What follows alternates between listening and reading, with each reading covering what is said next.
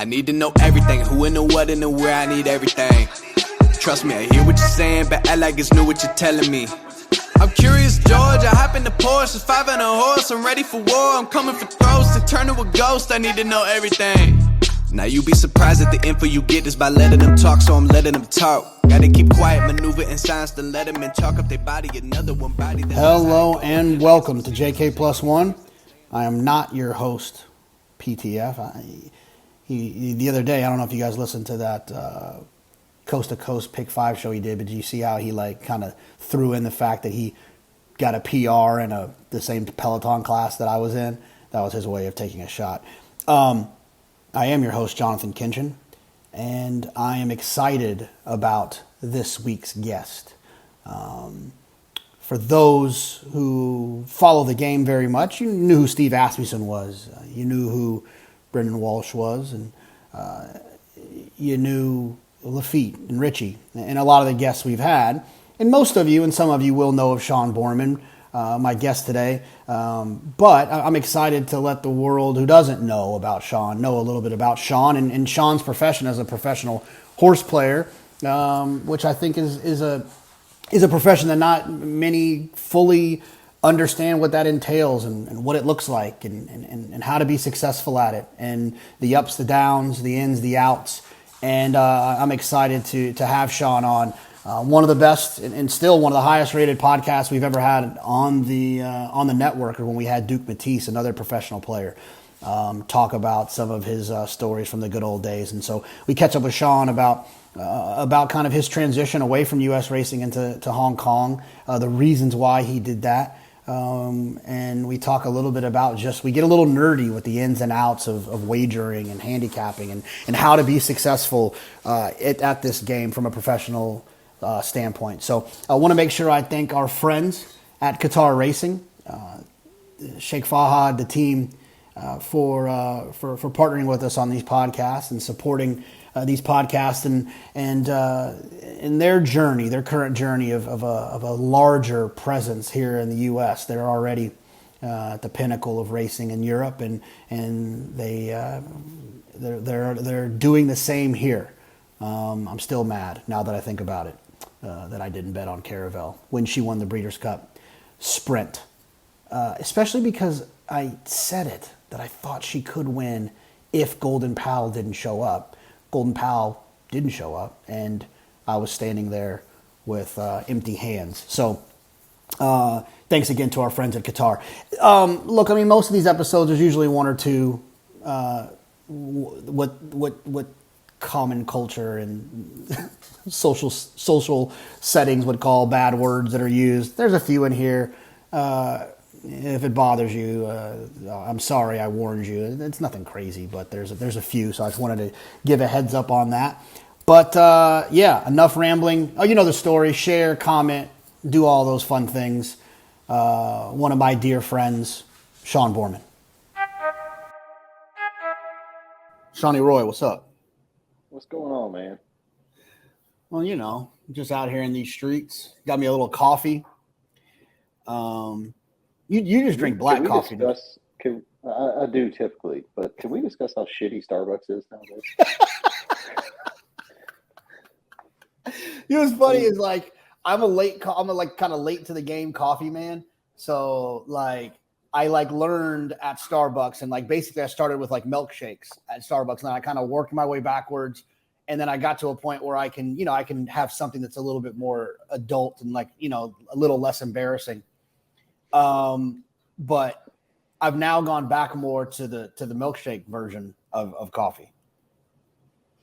Man, it's not good. Well, I mean, explain it. Why do you think what's bad about it? It tastes terrible. I mean, their black coffee is just embarrassing to begin with. But then, I got a nitro cold brew today because we're out of power. I'm living like a nomad. And can't make my regular good coffee, so I went to Starbucks to get breakfast, and it's just awful. The whole experience sucks. Too many people, there's children everywhere. Coffee's awful. I mobile order, by the way. I mean, I'm a mobile order man. Oh, I did too, and I still had to sit there for 15 minutes waiting for it to pop up. I mean, Yeah. I guess my mistake is probably our whole neighborhood's out of power, so I guess everybody just went to fucking Starbucks today. It was slammed. So, people are probably using it as an office, as a daycare.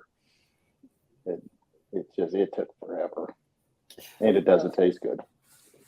Oh man, yeah, it seems like you had a bad start to your morning. I mean, look, I'll probably warn people at the top. This is going to be, I don't know where the hell this is going to go. I just know that that it's in these runs of JK+1. I wanted to kind of, we'll have the Steve Asmusens of the world, and we'll have the the Chad Browns and the Angel Corderos and so on and so forth. But we'll also just have some of my friends that I think have interesting stories. And Sean, being a professional horse player, I think that there's a lot of perspective and a lot of insight and a lot of fun conversations we can have, but we'll probably also have a lot of Starbucks sucks tangents. So hopefully the people will enjoy that a little bit. Shawnee, you said you were going to be salty today. Why were you going to be salty? Was it the Starbucks or was it something else? That didn't help. It's mainly the power situation. I haven't slept in my own bed in days. Everything's a pain in the ass right now. It's just, I'm tired. I had to figure out how to bet Hong Kong overnight Saturday at my parents' house. It's just, and then of course, I don't cash a goddamn ticket, and it's just annoying. I'm very annoyed right now. Well, Sean, I think the first, I was going to have you in the first run of JK+1 before we went on vacation. And then, we just never got around to it. I took a break and now we're back. And so I'm glad to finally get you on. But I think it's important to start. People have heard your voice as of late with this new series you're doing with Pete, kind of inside the life of a pro player. What are you guys calling it? Something diary? What is it called? I think it's Pro Player Diary. Okay, yeah, that's nice. It's cute. That's right. But cute. but I wanted to give people, I love it. I've been listening to it, and to be fair, like a lot of the stuff on the show, like I kind of heard it all. So like on our network, I've heard it, and so like I don't always listen to all the shows because I've kind of always heard them or I'm on them or whatever. So it's been fun to listen to that. But I think it's important to kind of let people know your background and how you got to this place of being a professional player, which is a word that gets tossed around quite a bit, and it's a word that, or a title that gets tossed around quite a bit, and people have said to me, "Hey, you're a professional gambler, you're a professional horse." No. Professional horse player is Mike Maloney, is Duke and Paul Matisse, and that is someone. Just to be clear about the definition when we get into it here, that is someone who feeds their family with exactas, tries, pick fours, pick sixes, win bets. Not someone who, makes money betting, but that's not their life doesn't depend on it financially. Do you agree with that? 100%. When did you make the decision that this was going to be something that you did? When did you decide that you were going to be a professional horse player, and kind of what was the journey from that point until now? Go. Well, it was a long journey. I probably was 20 or 21 when I first, sort of said out loud, I want to be a professional gambler / I didn't know what a horse player was, but I wanted to bet on horse races for a living. I was at UK, University of Kentucky, pretty miserable there. And just, I wanted to spend all my time handicapping and not necessarily going to econ class or, geography or whatever. So I decided I wanted a break from college and just sort of floated the idea to my dad, like, what do you think about me trying to do this for a living? And, Dad, God bless him, would support me, if I wanted to do anything. So he said, yeah. Let's, try it, see what happens. And so I sort of, you know, I've said in the past, I think I bet for a living long for a few years before I was a real professional. I didn't really, become a professional until I met Mike and sort of learned how to go about things in a professional manner and you know, manage my money properly and my emotions properly. But probably from 21 to I think I was 24 when Mike and I started, working together. I mean, that was my sole income. It was sort of a half-assed, rinky-dink operation, but that I was betting quote for a living for a few years. So let me stop you real quick, just for because I know these stories, but just to keep people that I feel like I know some things I want to plug in there. Well, first of all, he's talking about Mike Maloney, who you've heard on these airwaves a ton, who gets lots of call outs on this show. One of the best and biggest individual horse players in the last 50, 60 years. So that's who he's talking about when he says Mike. The other thing I think it's important, Sean, that you kind of glossed over when you were at UK and then told your dad that this is something you wanted to look at. It's not as if your dad was a man whom education was not important to. Your father's a doctor. So to go to someone who spent probably almost half of their life in education, getting an education, to support and listen to their son then say, hey, Dad, I'm thinking about dropping out of college or maybe not taking college as seriously, and I'm just going to be a professional horse player. Yeah, mom was really the tougher sell because she was a teacher, so like education is super important to her as well. She wasn't super thrilled that I didn't want to finish college, but a lot of it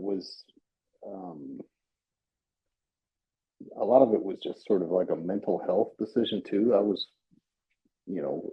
I did back then and do now, struggle with depression at times, and I was just really miserable.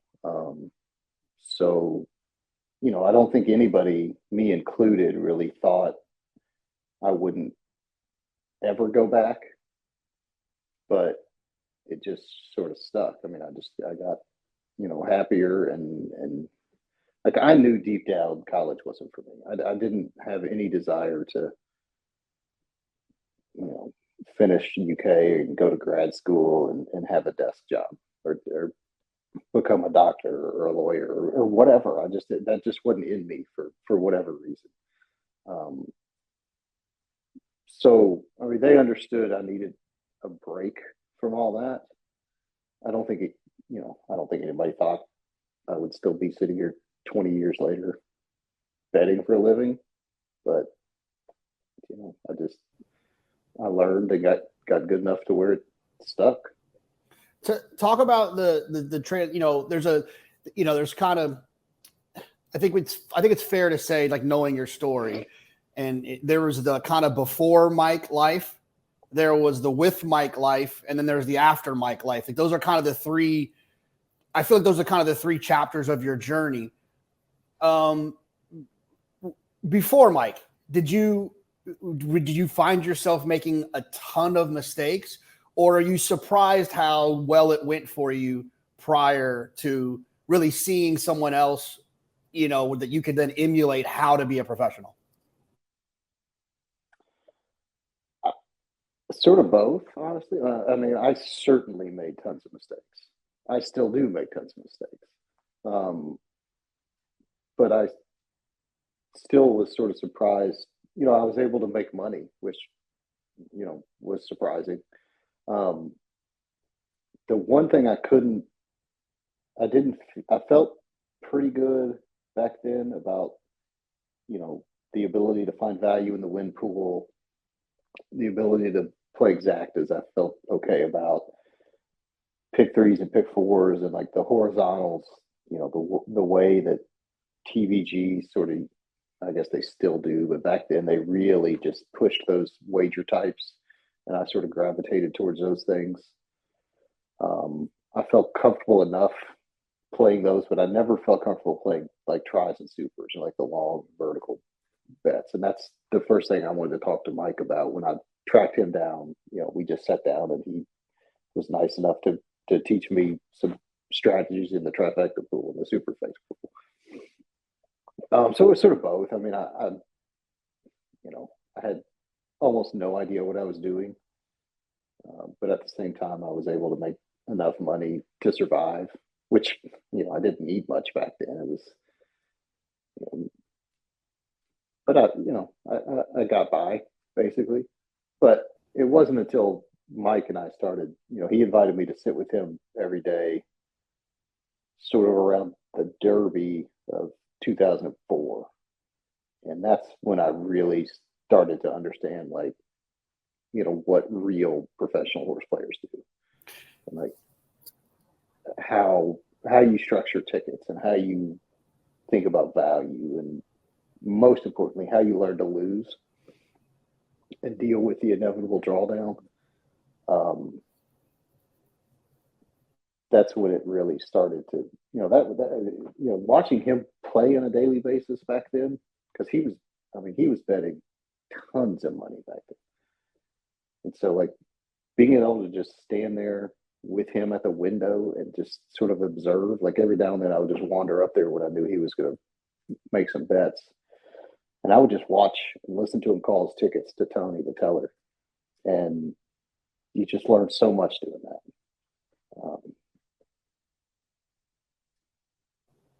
So, I mean, how'd you track him down?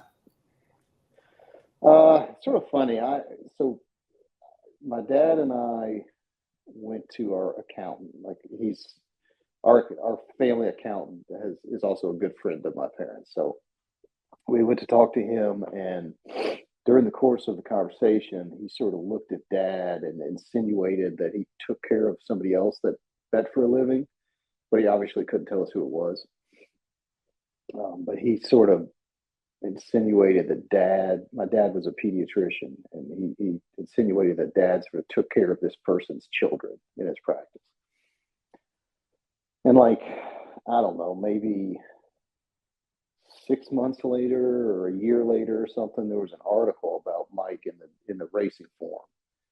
And I just sort of put two and two together and called Dad and said, "Do you know this name?" And he said, "Yeah, that has to be the guy, because I definitely took care of Mike Maloney's children."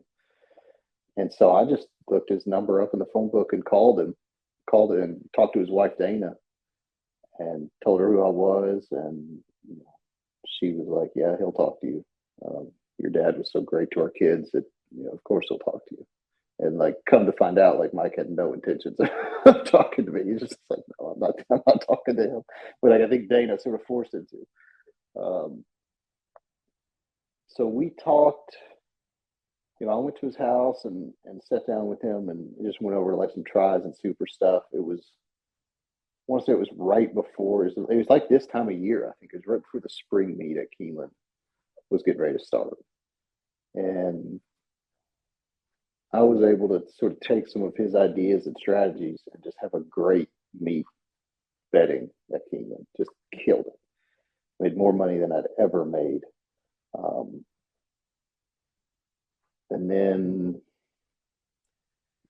we would text or call back and forth. I would call him every few months just to pick his brain. And then, maybe a year later is when we sort of hooked up full time. And he asked me to sit up there with him and help him, do some stuff. So it was sort of it was probably like an 18-month process, I guess, from when we first met to when I was sitting up there on a daily basis.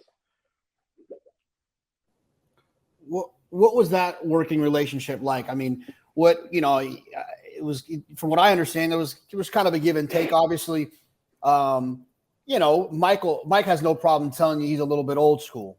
He still uses the paper form every day. He's not like non-tech guy. He's got some tech about him, but he's obviously not as tech savvy as like our generation would be. So there's some give and take there. what was your working relationship like with Mike through that time that you guys were working together before you decided to kind of step away for a second? Sure. No, so at first, it sort of started as, I was basically, he was like a mentor, he was my mentor, but it was also I was sort of an employee. Like he paid me a little bit each week to take trip notes and make figures and enter stuff into the database. Just stuff he didn't really have time to do or necessarily want to do. So he gave me a little income, and I got to sit there and learn and bet, and it just sort of morphed over the years. It sort of morphed into more of a partnership. As I got better and started betting more and contributing more. But yeah, Mike was, he taught me to, trip races the way he did it. So everything was sort of standardized, and do figures the way he did it. And I was taking, pretty, in hindsight, pretty bad trip notes on my own before I met him, and doing a different type of figure on my own. But so we just sort of all got on the same page, and he taught me the way he wanted things done. And, that just gave him the ability to, have more information, more proprietary information at more places to bet, and to help drive his handle. So that's sort of the way it started. And it just gradually, he gradually stopped paying me, and I just started betting full time over the years. I always like the stories of kind of the good old days. I remember when we had Duke on, he was like kind of, because the game has gotten progressively tougher for various reasons. I think the amount of information that's out there, there's not just one or two figures now. There's like 6 or 7. So a lot of times, there's not fast races don't really get missed. I think people watch replays more than they ever have. I think there's more intelligent replay watchers as the common horse player than there was in the past. I think the technology in terms of betting tools and using probables and information is another thing. And then also the presence of the computer automating wagering is why the game has just gotten a little bit tougher. But I think it's funny, like listening to Duke talk about how, like back in the day when they were hanging out in the casinos and in Vegas and getting this crazy rebate and having these wild steak dinners because they just had so much kind of points accumulated. And I think people always thought those stories were interesting. And I love to hear, because what's one of my favorite racetracks to hang at, about how kind of you and Mike's setup was at Keeneland. Oh, it was the best, man. It was so, looking back on it, it was just so fun to sit there every day and have, friends and, this, because people would just, Mike's office was just like a hangout place. So like his buddies would stop by. There was always multiple people in there, it seemed, especially like Friday afternoon or Saturday afternoon. There was always people hanging out and just, just betting races together. It was great. And then there's just the general like racetrack character, guys that didn't really hang out with us, but just hung around Keeneland and just did wild shit all the time. And there was one dude who was not a good dude, but he was just known as like he would scam people. He would gather money down on the second floor and be like, yeah, let's bet this pick 4 and get $400, and he'd go bet the ticket, and then he'd take some scissors and cut the serial number off the bottom.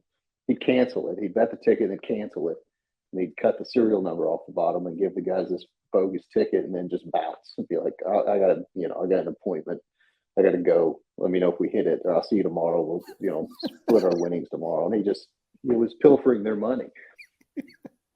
These guys, there's all these characters. The same guy same guy gave the payphone number up on the third floor where our window was. At the end of the hall, there was this payphone. He gave that number to his employment officer.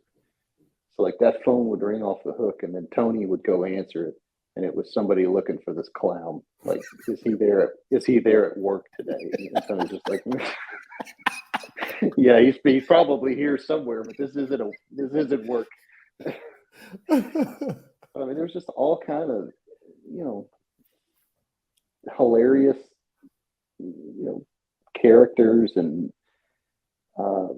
just, I mean, I don't want to use anybody's name, but there was just some of the weirdest betting things. There was a guy that like sold a coal company from Eastern Kentucky for a bunch of money and decided he wanted to be a professional bettor. And so he was betting for maybe 6 months. He was probably betting as much or more than Mike was. And he was not good. I mean, it was like just not even slow. It was a quick bleed. He didn't last long. But there was a day when he swept the super pool at Oaklawn. He played like 1-2 with 1-2 with all 6 ways that could come. So like the last ticket was all with a 1-2 with 1-2. And this was back when it was $1 super. I think there was only 1 super a day at Oaklawn in the last race. And it came like 10-8, 7-4. Bomb. And the super paid to the exacta.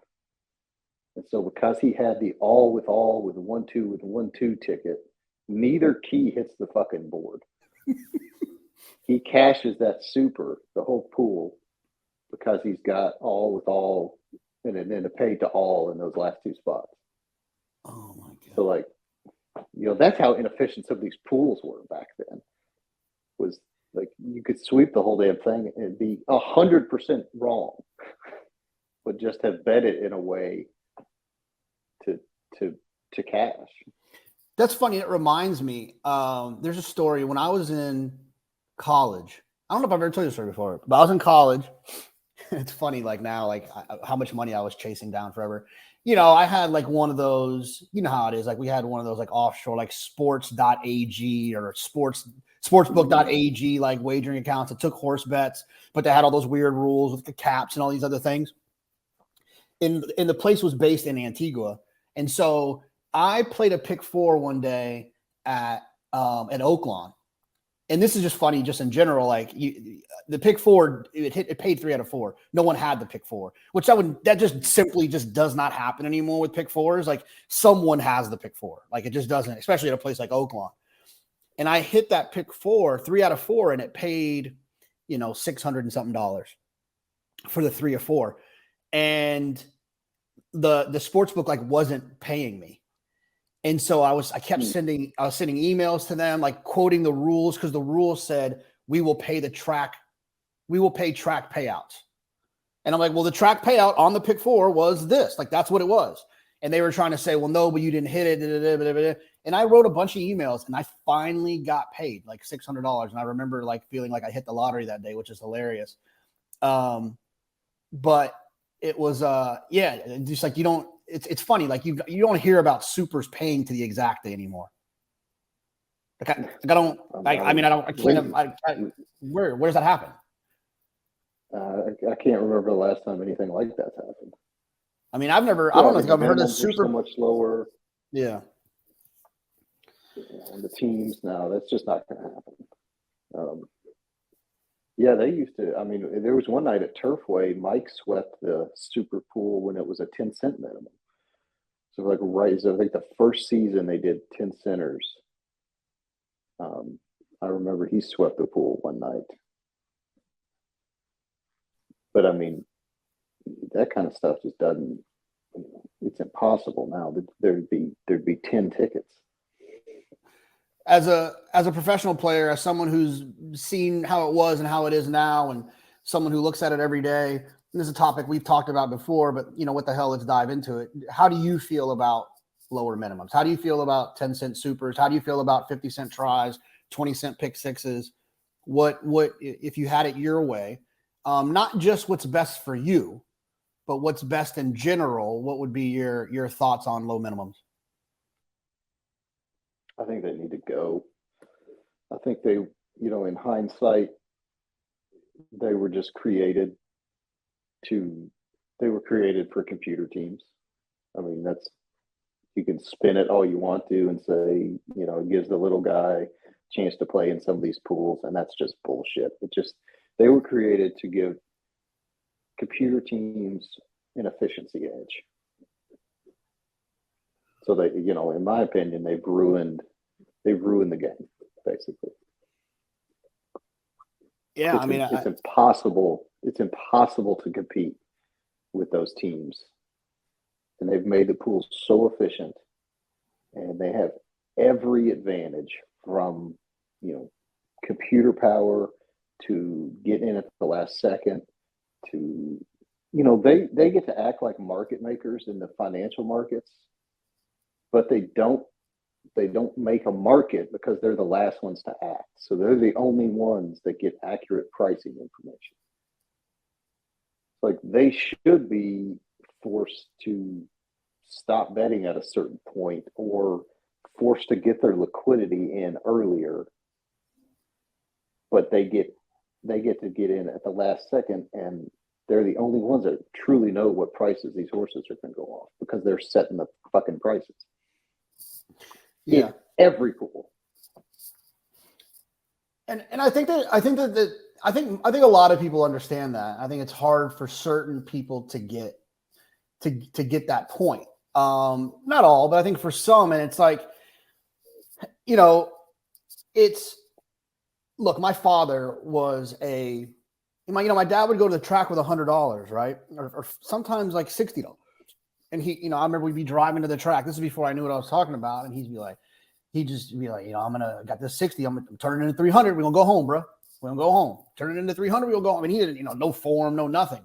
And he would just be playing these 10-cent supers and trifecta boxes with our address. And there would be times, obviously, where he would hit it. But the thing that I think that I learned at that point, or once I started to figure out how this whole game worked, I looked back at those moments and I remembered the times that my dad was fortunate enough to hit it when he was simply just throwing darts. He wasn't getting paid enough for the combinations he was hitting. And the reason he wasn't getting paid enough was because of what you've just described. The computers take all of the market's inefficiencies and they whittle them down by efficiently wagering on all of the combinations that are possible for an outcome. So, you actually, before we started recording, you brought up the trifecta. Was it in the Gotham? Mm-hmm. In the that Gotham. People always ask. You hear it all the time. You got horse player. I think that this, horse players will, or whether they're novice or whatever, they'll say, "Did you see what the pick 4 paid? It only paid $800. It had 2 40-1 shots in it." This is why it only pays $800. It's because there is there's the inefficiency that used to be present in this game when Mike was sweeping pools at Turfway, and that Cole man was getting it down to the exacta, the all exacta, the super down to the all exacta, because there was meat on the bone. There's no meat left on the bone. And that's why when you also have to combat a higher price gambling, a higher price for your wager than other gambling games have, it's why it makes it a very hard game to get involved in. Absolutely. I mean, here's just a little anecdote that really sort of opened my eyes about 2 or 3 months ago. So I'm trying to get a live odds feed from the Hong Kong Jockey Club, and to build some wagering tools. And they offer on their website free to anybody. You can get on there and they will give you trifecta probables for. They'll give you the top 20 most bet trifecta combinations overall in the race, and then they'll give you the top 10 with each horse on top. So like 1, 2, 3, 1, 2, 4, 1, 2, 5, just the most bet with each horse as a key, basically. And so I reached out and asked the odds feed guy. I was like, can we get all the trifecta probables? And he said, well, they used to do that. They used to provide that in the odds feed, but they don't anymore. I was like, well, that's stupid. Why did they do that? What was the rationale behind that? And he said, they felt like it gave the computer teams too big of an advantage. And I was like, that actually makes sense.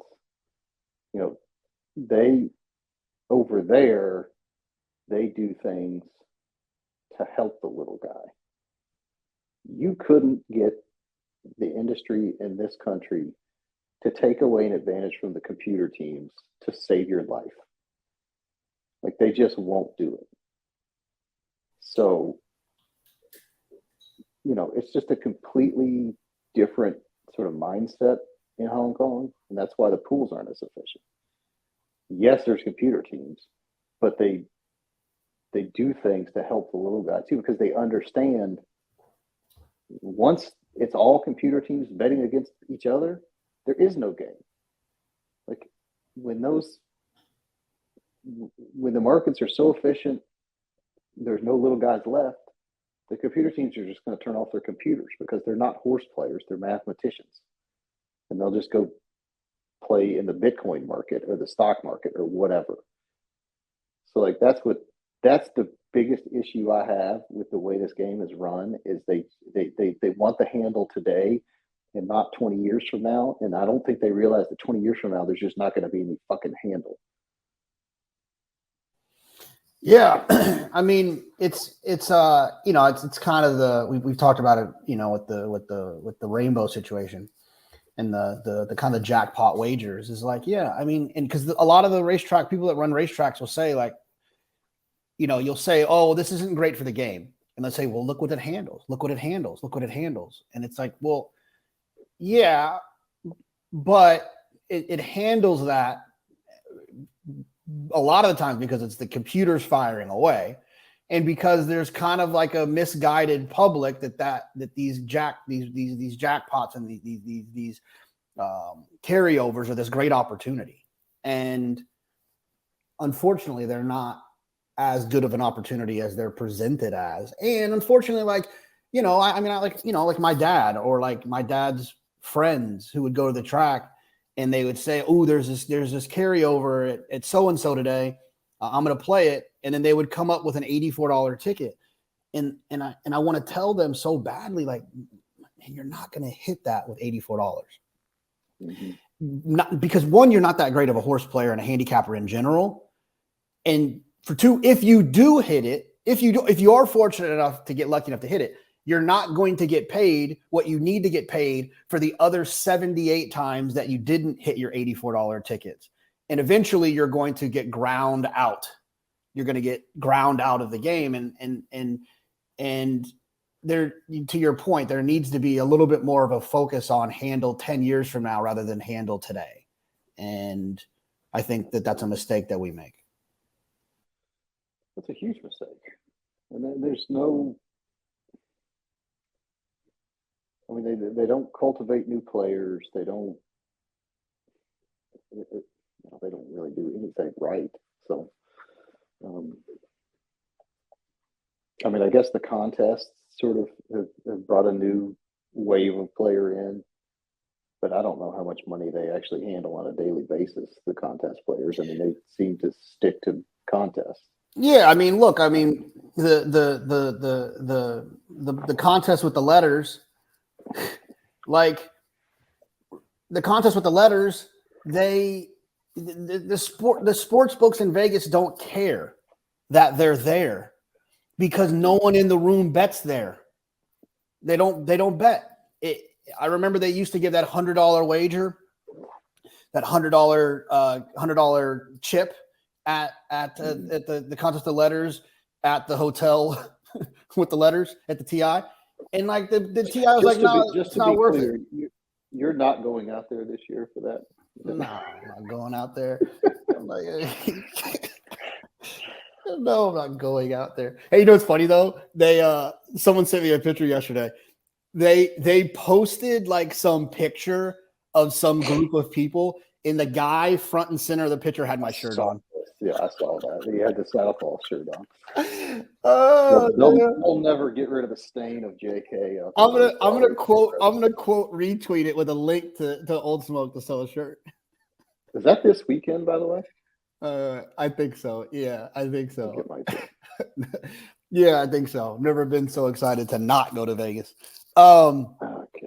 But yeah, I mean, it's like, to the point is the point that I was trying to make is when it comes to the contest players that have now the live money contest players, I think those turn into real bettors. But I think a lot of the contest players that are kind of sucked into the $2 win place thing, I think there's an opportunity to transition them into being real players because they are handicapping, they are being a fan of the sport, they are watching it, they are this, that, and the other. The problem is that the contest with the letters, the finances of it are so poor that those people are also getting run out, chased away from it by trying to compete in, 1 in 64 contests.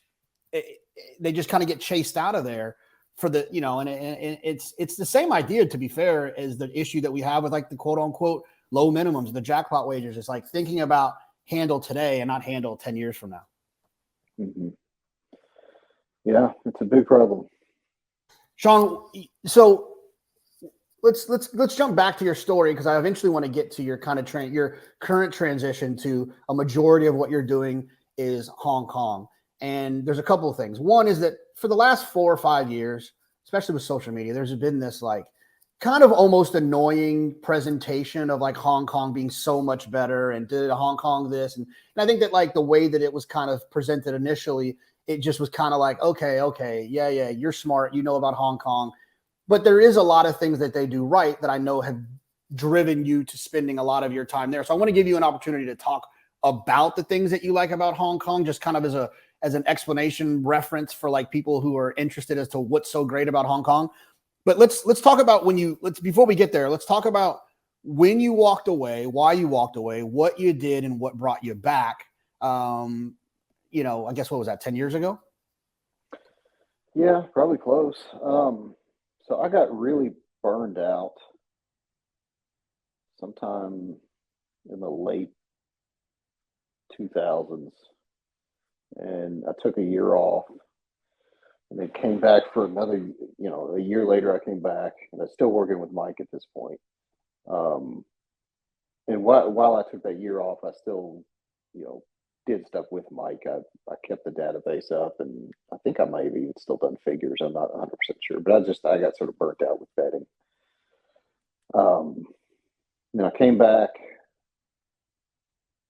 and I don't know if it was 1 year, 2 years. I really don't remember. But when we got pregnant,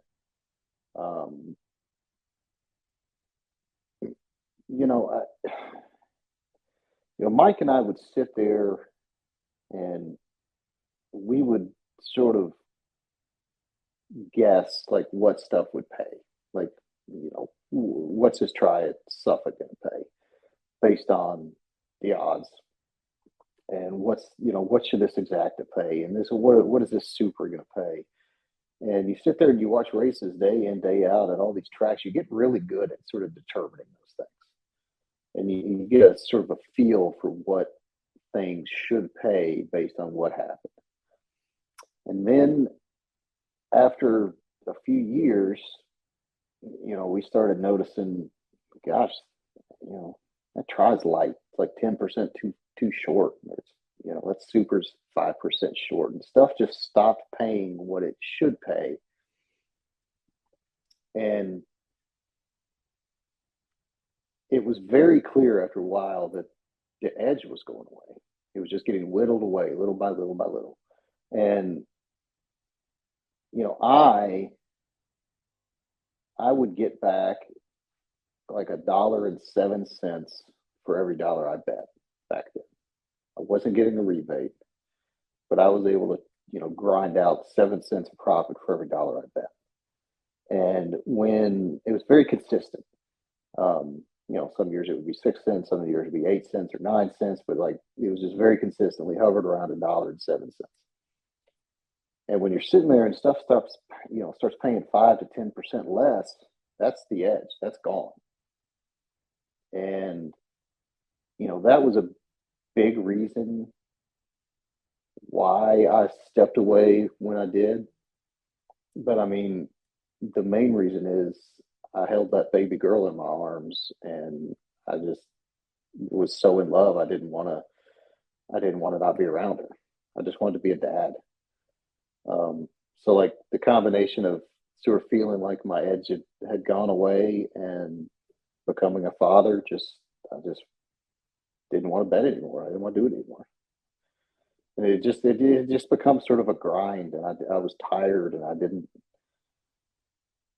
I just wanted some time off. So I took, after Maggie was born, I took maybe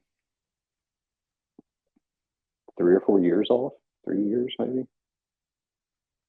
I don't know exactly how long it was, but it was a while. I mean, it was a good long while. But I still kept up with Mike, and I still, entered the stuff in the database for him, and I'd go out once a week and see him, get the info, and I kept up with the game, and I sort of did all that strategically because I figured at some point I'd probably end up going back, even though I did explore some other things when I was off. And that was in hindsight, that was really smart to sort of keep up with things and keep at least one foot in the game. And then when I decided that it was time to go back to work, I mean, when I quit. Like I wasn't going back. In my mind, like I boxed up all my shit. I got rid of a bunch of stuff, and I didn't really want to go back initially. But then there came a time where I was, I wasn't going to accomplish what I wanted to if I didn't go back to work. So when I made the decision to go back full time, I didn't necessarily want to do it like I had in the past with Mike, not because of Mike. I just, Keeneland had decided they didn't want anything to do with sort of simulcast wagering and seemingly horse players. So they moved his office from, that sort of beautiful, well-lit office that overlooked the back patio area at Keeneland to like a, underground bunker at the Red Mile with no windows, a casino downstairs. It had almost no appeal to me other than, Mike and his dad were there every day. And it just didn't seem like, Mike had worked a deal out where Keeneland would pay for the data. And it just seemed to me like, the way Keeneland was sort of trending away from being as horse player friendly as they were 20 years ago and to more of a sort of a cost cutting, money saving situation. Like, it didn't seem to me like that was a sustainable model either, to where to rely on Keeneland paying for all this stuff. So when I decided to go back, I just made the decision. I'm just going to do it. I'm just going to have to do it on my own, or I want to do it on my own. And yeah, so I think it was like 2017 that I came back full time and started, it was right around this time of year. It was like March of 2017. I decided, I started betting full time again. I got a little office and just went right back to it. What are some of the, before we get to Hong Kong, what are some of the expenses that you had in terms of data as a pro player, as someone, you said that Keeneland was helping with that back in the day with Mike, and then it ended up being a thing where you guys had to kind of cover your own I mean, what are those expenses? Like what are some of the expenses that you had to, you had to deal with and you deal with now? Well, back then we had, Mike had Bloodstock Research put together like a little custom program for us where they took their sort of top of the line past performances and customized them so we could input our own figures and trips and biases and stuff, and they would display right in those past performances. So that program, to get every track every day, which we needed, I mean, it was very expensive. I want to say it was like $1,200 or $1,400 a month in data, which, I mean, you stretch that out over a year, you're in for almost 20,000 of just data files.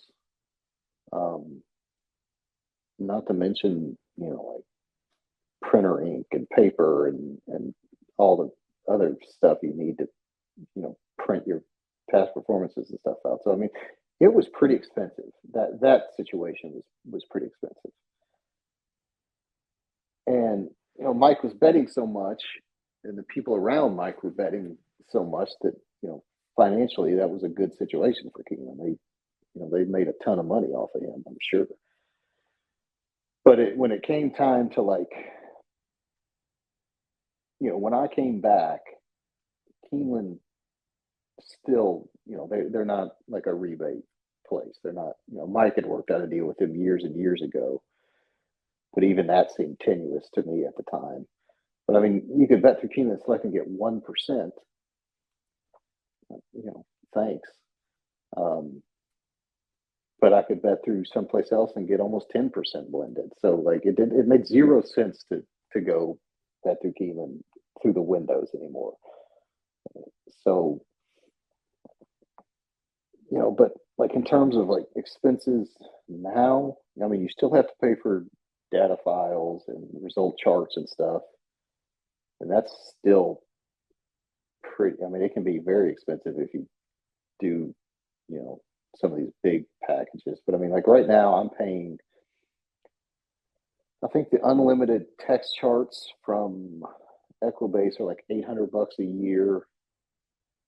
And it's another 1,500 a year for like entry information. And that's, okay. I mean, all that stuff, in my opinion, should be free because, they give it away free on their website. But then if you need it in a format to like program with, they charge you, which is, okay. But the biggest expense I had was just programming, like to build sort of a similar database and proprietary racing form that we have been using. And that, programming is just ridiculously expensive. Still, I mean, I did the same thing for Hong Kong and built that database and website. But I mean, I'm probably in for 6 figures easy in programming at this point over the years, not like all at once. But. Right.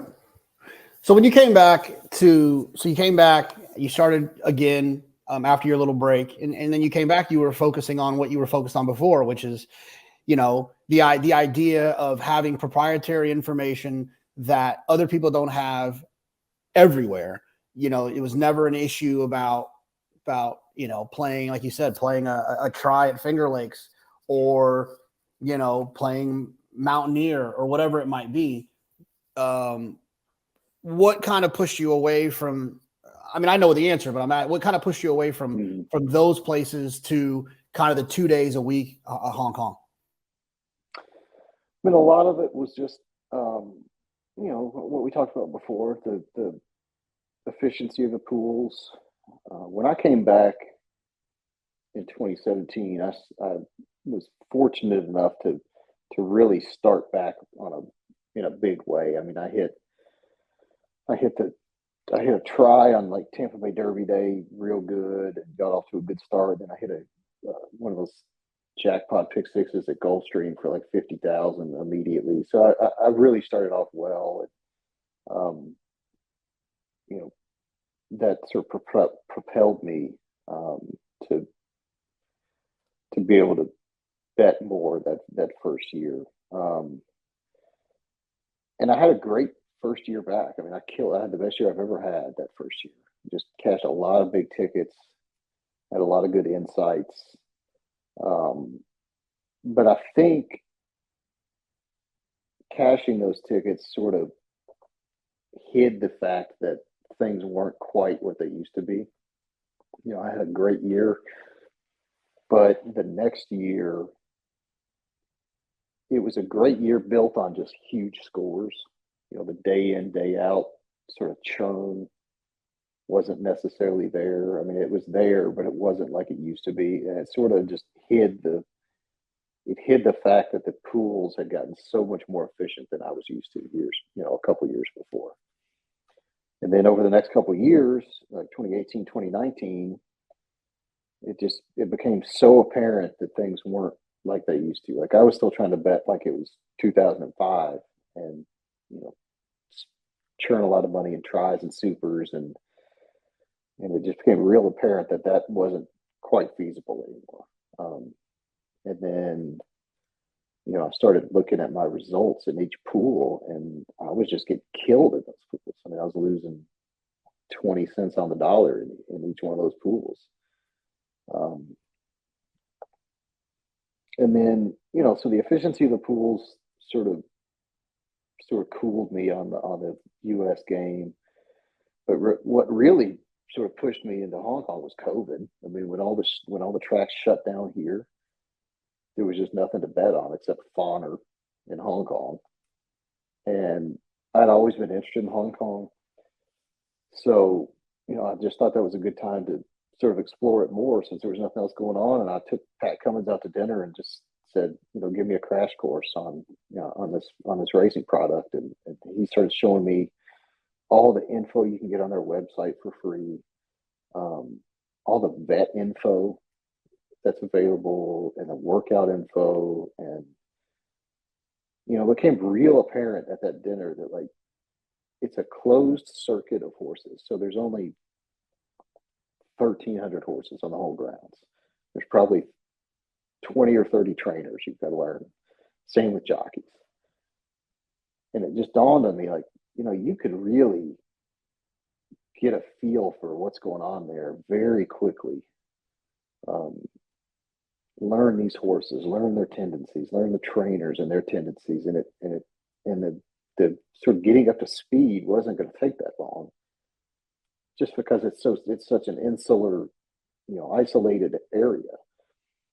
And I started, you know, getting up Wednesday mornings and watching the races at Happy Valley, and just sort of paying attention to like the payoffs and the odds board. And it just was very clear those first few weeks of paying attention that it was just a better racing product, from like field size to television quality. You know, the feed is better.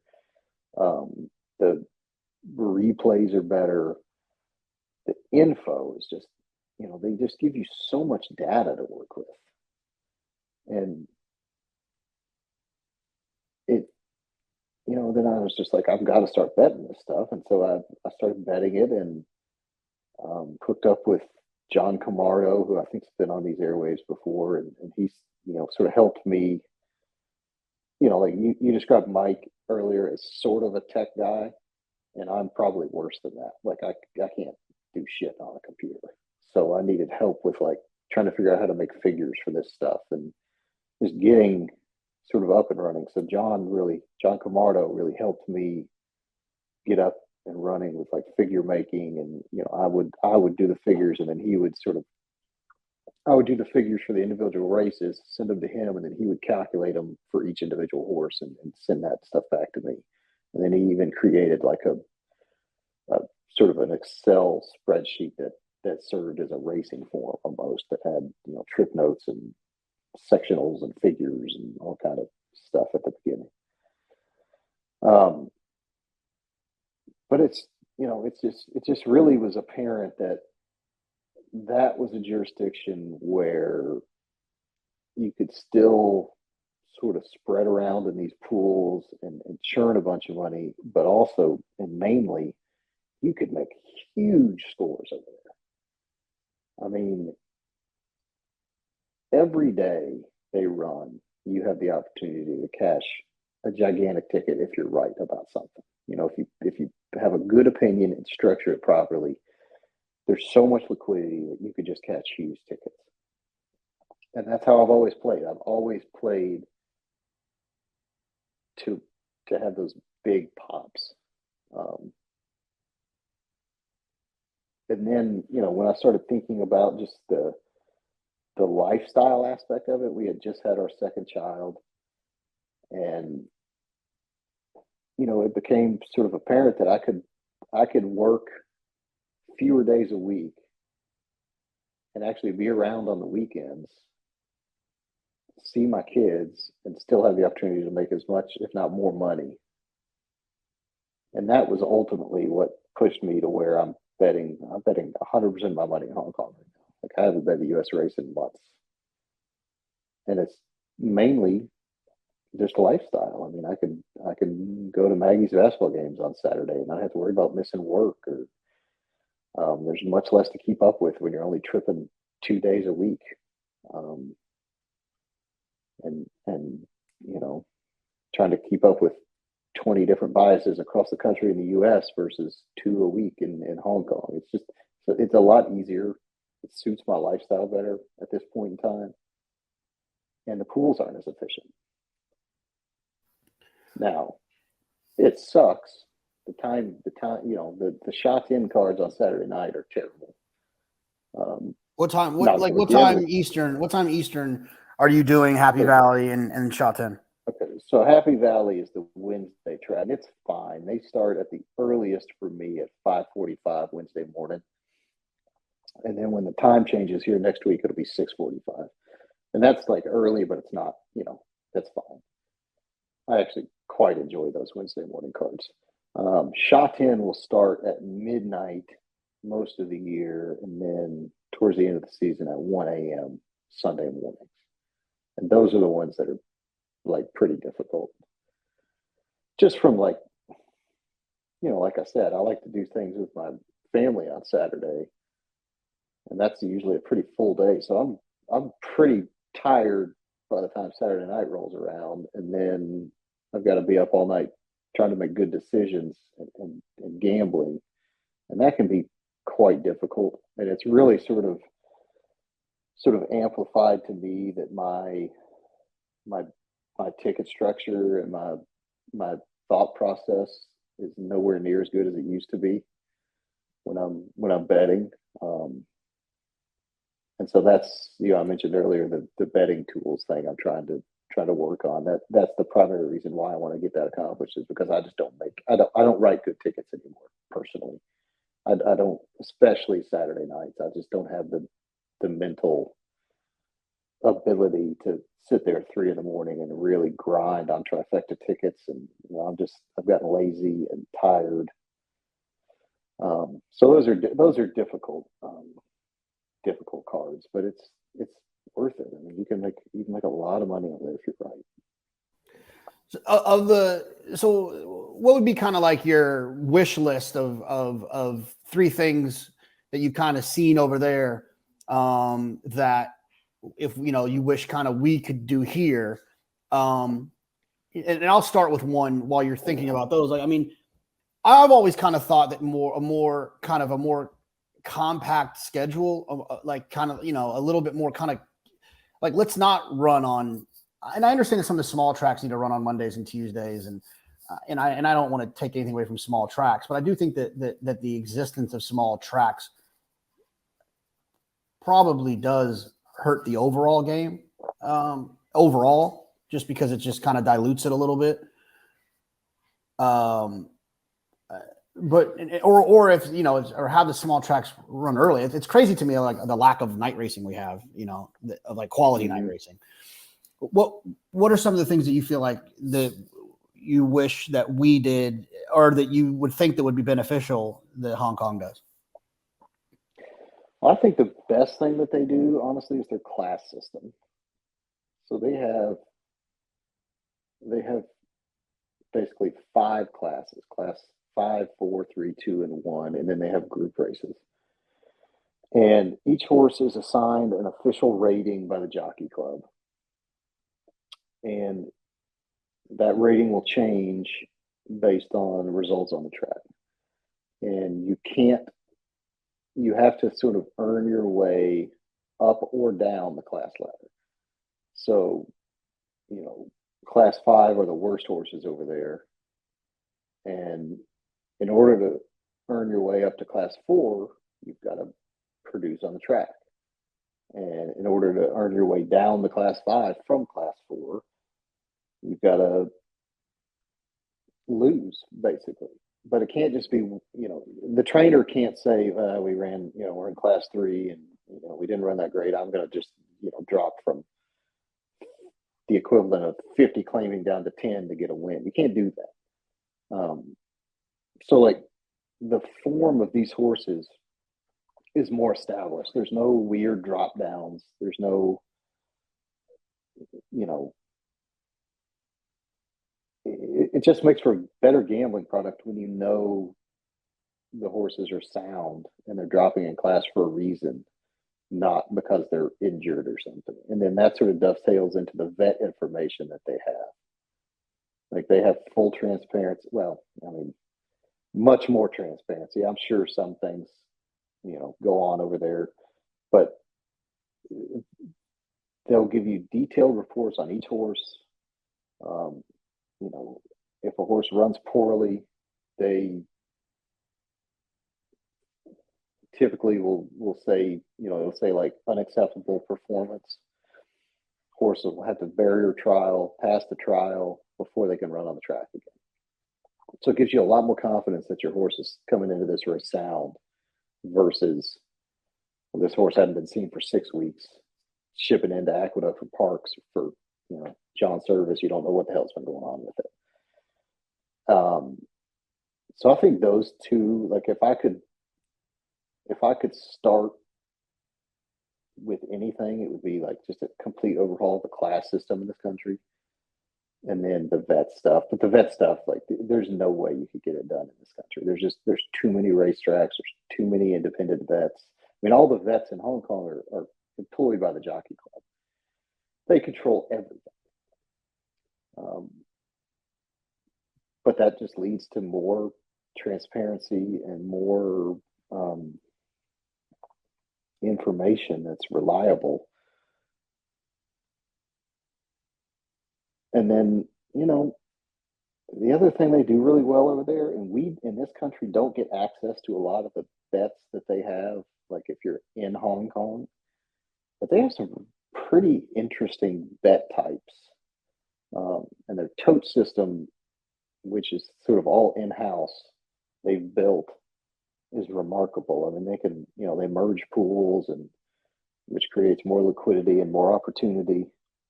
But some of the bet types they have are really interesting, and I think that could go a long way to helping in this country too.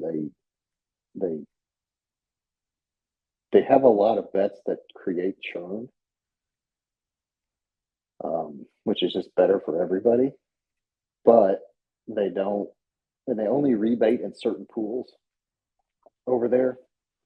So, and they only rebate on losses instead of overall churn. So, like, you're not incentivized to churn a ton of money, even though they do churn a ton of money. Your rebate comes from just losing tickets, which I think is probably a better way to keep the average fan around longer than creating the sort of ultra efficient pools that we have with churn rebates. Oh, that's interesting. I think I know the answer. What's the like the really good churn wager that you like? Is it the Omni? Is that the one, or is it a different one? I mean, the Omni is a good churn wager. I think they bet more in that than most things. I think the Quinella, they call it the Quinella Place. We call it the Omni, or there's some other term for it here. But those two are the highest churn bets over there. And the Omni is basically you pick two horses to be in the top three in any order, and then the Quinella is the Quinella. So you can run you can run first and third, you can run second and third. Correct. And then they have, and that's one of my friends, got interested in betting those Happy Valley cards on Wednesday mornings too, and that's all he would bet was the Omni because it's an easy bet to understand. You can still get 20 or 30 to 1 on some of those combinations if you're playing long shots, but then you can, on real obvious combinations, you can still get 3 or 4 to 1 sometimes. But it's just, and then over there they have stuff, they have like something they call the all up, which is sort of it's like a synthetic parlay almost. You can bet you can basically create your own wagers. You could, say I want to bet the 1 horse in race 3 to win. I want to bet the 4 horse in race 5 to place. I want to bet a Quinella in race 7 and play it all on one ticket as like a sort of a parlay situation.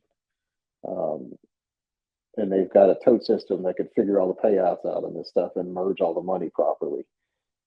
So that, I think that bet is really interesting. There's no way we can do it here because our tote system's so bad. But I mean, how many people bitch and moan about the maiden claimer in the pick 4 or, it's a stakes day at Gulfstream. Why the hell is the last leg of the pick 5 this crap maiden claimer? Well, you can sort of eliminate that and create your own sort of situation with the all ups. It's just a separate pool. So I don't know. They do a lot of things right. It's not perfect. I do think it's drastically better than here. But some of the stuff is just, I don't know if it's doable in this country because the industry has become so fragmented and so, just so big with no real oversight on a national level that there's just no chance you get anybody to get along enough to implement some of these things. I think California would be an interesting experiment because the racing out there has gotten so bad, and one company owns 2/3 of the tracks. I think Stronach could implement sort of a Hong Kong-like system at Santa Anita and Golden Gate, and really have some success if they wanted to. But then again, like you'd have to change the class system. You'd have to, implement a lot of that stuff they probably aren't willing to do. So, I don't know. Yeah, they are kind of on an island, Yeah, you don't get a ton of, you get more shippers now there than you used to, I guess, with some of these programs, especially at Del Mar. But it's a pretty sort of isolated racing jurisdiction in terms of major racing. There's nothing else in that part of the country you would consider major racing. They could really overhaul it there and create a much better situation if they wanted to. I had a conversation recently with someone who was like interested in kind of wanting to pick my brain about being a professional player, which like I said at the top of the show, and I'll reiterate, like I'm not a professional player. Like I don't do what you guys do.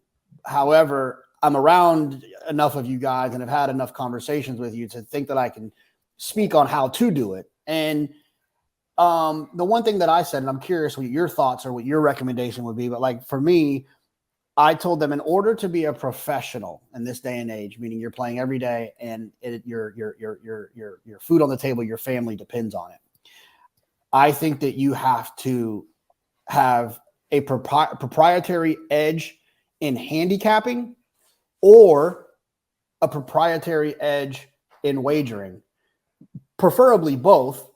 But if you just think that you're a good handicapper and a pretty good bettor, that's not enough, in my opinion, to be able to have a sustainable, successful career as a professional horse player. I think you got to have an edge, whether it's a type of figure that you're making that no one else is getting from a handicapping standpoint, some sort of tech edge in evaluating races and horses, and whether it's some sort of program you build based on workouts or trainer stats that are presented differently than the world is getting. I've always thought that a trainer stat, Bob Baffert being 30% blinkers on, means nothing to me.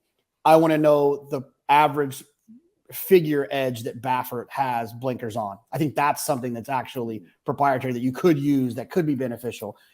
Chad, first time turf. Well, how much faster do they get switching to the turf, or how much slower do they get switching to the turf? And then betting wise, like you said, you're working on some betting tools, using different things to bet more efficiently, to kind of compete against the computers. I mean, do you think that's a true statement that you have to have one of those in order to be a successful professional bettor, or do you think that there's another road that someone could go down? I do think it's true, and I would say it's a conversation I've had with myself a lot. I don't know how important efficiency is unless you're running a program. Just because, we have access to some tools. I know you and I both do that are great tools, but it still seems like you can't be as efficient as these big teams are. It's just fucking impossible. So I would almost go the other way. I would say yes, it would help to have some proprietary information. I do think there's an edge there. But I would think if you're willing to spend the time to sit in front of computer and racing feeds day in and day out and just watch the pools, I do think there would be an edge in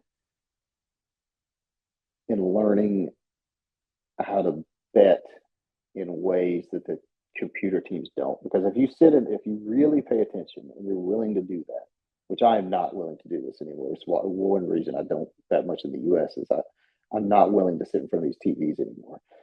But if you are, you can see what kind of horses the computer teams like to bet, and you could see the money moving in a way that I do think it's possible to combat that from a wagering standpoint.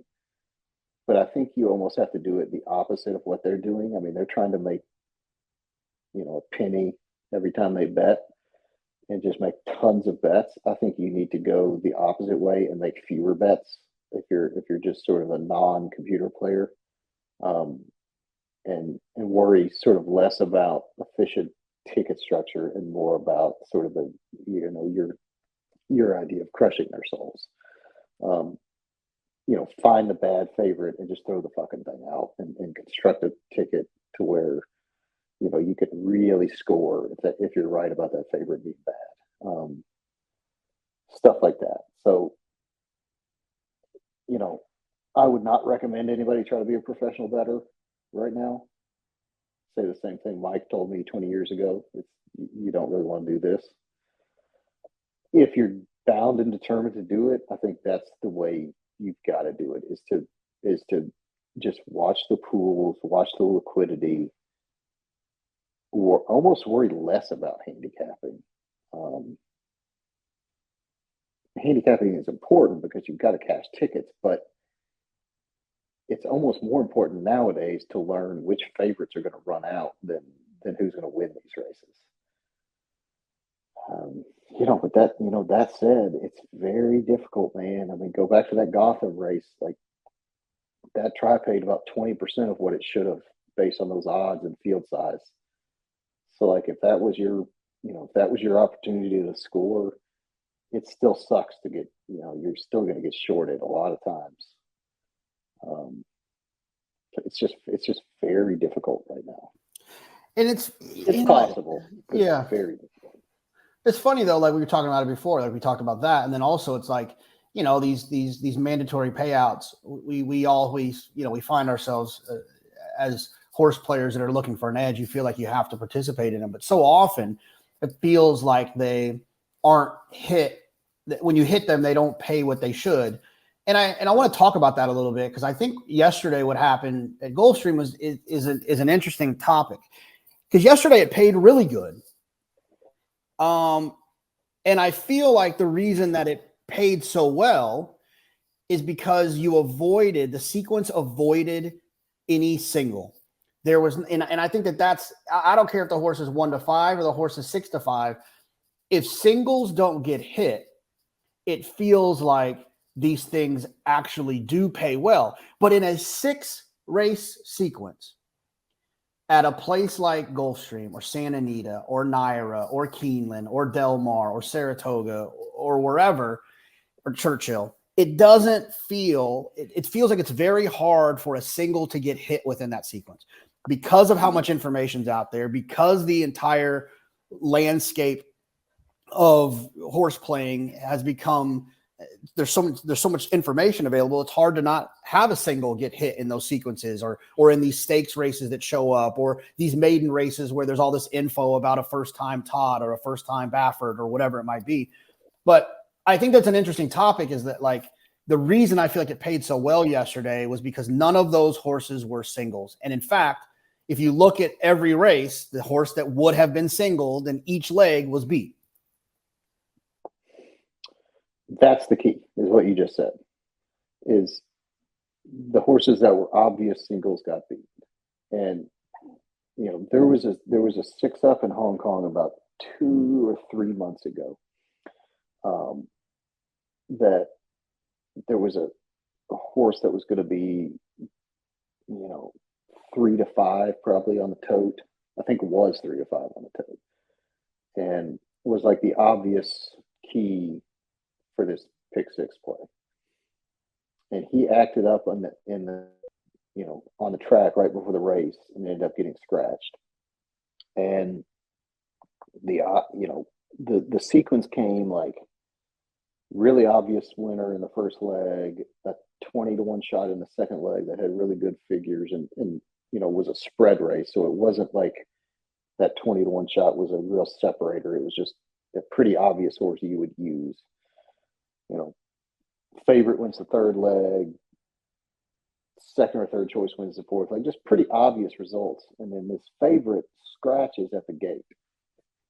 And there was a second horse in that race that was sort of the obvious second horse, and he ends up winning, paying like 6-1. And the public made a third horse in there the favorite. So all that liquidity that was on the obvious single went to this bad favorite. And then a 5 or 6-1 horse wins the last leg, but that was like second or third choice in the race, right? And so this pick 6 was completely obvious. Like, if you make any kind of serious play, you could hit this thing if you were willing to take on that heavy favorite that scratched. Paid over $1 million. And I was just like, holy shit, like, how did this pay what it did? And it was just all liquidity. It was just the obvious key horse didn't, in this case, didn't get beat. He scratched at the gate. But it was just, it overpaid so much because that horse must have been 1-9 in the pick 6 pool. And that's how you get paid nowadays, is if you can find that horse and beat them, if you can figure out like who the key for everybody is and find a vulnerability in that horse and just are willing to take them on, that's when stuff happens like it did at Gulfstream yesterday, when stuff is, outsized by probably 4 or 5 times what it should have paid. Yeah, and I think that I want to kind of explain that idea a little bit more, as I feel like I see it. I see that as a couple of things. There's, when you beat a single like that, and this might be obvious to some people, but when you beat a single like that, you're beating all the small ticket players. So you're scraping all of that small ticket player money, because those people small ticket players had to single that horse in order to get the coverage they likely needed in the other races, right? With a synthetic race mixed in there, with a maiden turf race in the last, where you're going to have no information, looking at the probables, where there's a first-time Chad, two first-time Clements, a trip horse for Brendan Walsh, and a first-time Todd. You're going to have to spread in those types of races. And so you knock out all the small ticket players, excuse me. And then the other part that I think is sneaky there is that when we talk about efficiency from the computers, what the computers are doing is they are betting more money on those short priced horses. They might be using 10 horses in the race, or 8 or 6 or 5, but they are putting more money on the short price horse because they want to get paid the same no matter what happens. They want to churn a lot of money. They want to get all their money back, pick up as much as they can, and then take their rebate. So when no singles win, that really takes a big chunk of all of their money out of the, it leaves it in the pool as well, which is why these situations can come up. But like I said, they don't happen very often. They just don't happen very often where this happens, because at least one single typically wins in every sequence. And I think that's right. It's hard. It's very hard to combat. You and I have talked about this before, and I want to know what you think about these rules. We discussed these rules probably like 2 or 3 years ago. The first summer, I was entirely too undisciplined to use these rules.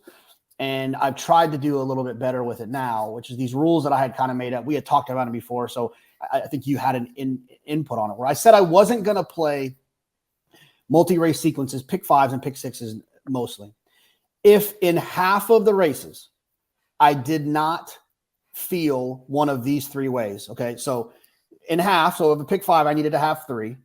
In a pick 3, I needed to have 2. In a pick 6, I needed to have 3. So I wanted to have at least half, or I would at least err on the side of going above half. I wanted to have a race. These were the rules, that half of the races had to qualify as one of these. I had to single, like ice cold single. I had to completely toss the favorite, not use the favorite at all, or only use 2 horses. Like one of those 3 had to qualify for half of the races. And I felt like that would lead me into a path of playing in pools in which I should be playing in, rather than just playing the early pick 5 at Saratoga because it's the early pick 5 at Saratoga. How do you feel about those rules? Do you see flaws in any of them? And is there one that you would add as we kind of talk about that idea? No, I think they're smart. When I sort of did my reevaluation of my game, last year or the year before, whenever it was, and I really started to study, my results and all the different pools I was betting, it became real obvious that the pools that I bet, like the Tri and the Super, where I was trying to score, yes, but I was also trying to churn money. I was too spready. Those pools I was getting killed in.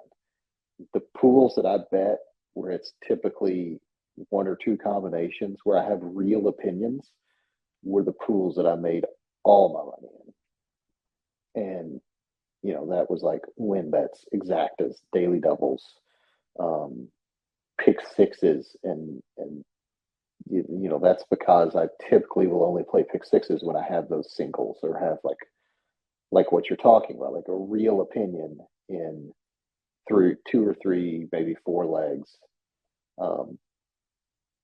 I had a great ROIs in all the bets that I consider sort of opinion-based bets versus churn-based bets. And so I've basically tried to eliminate those churn bets that I was just getting killed in. So I think those rules are good. I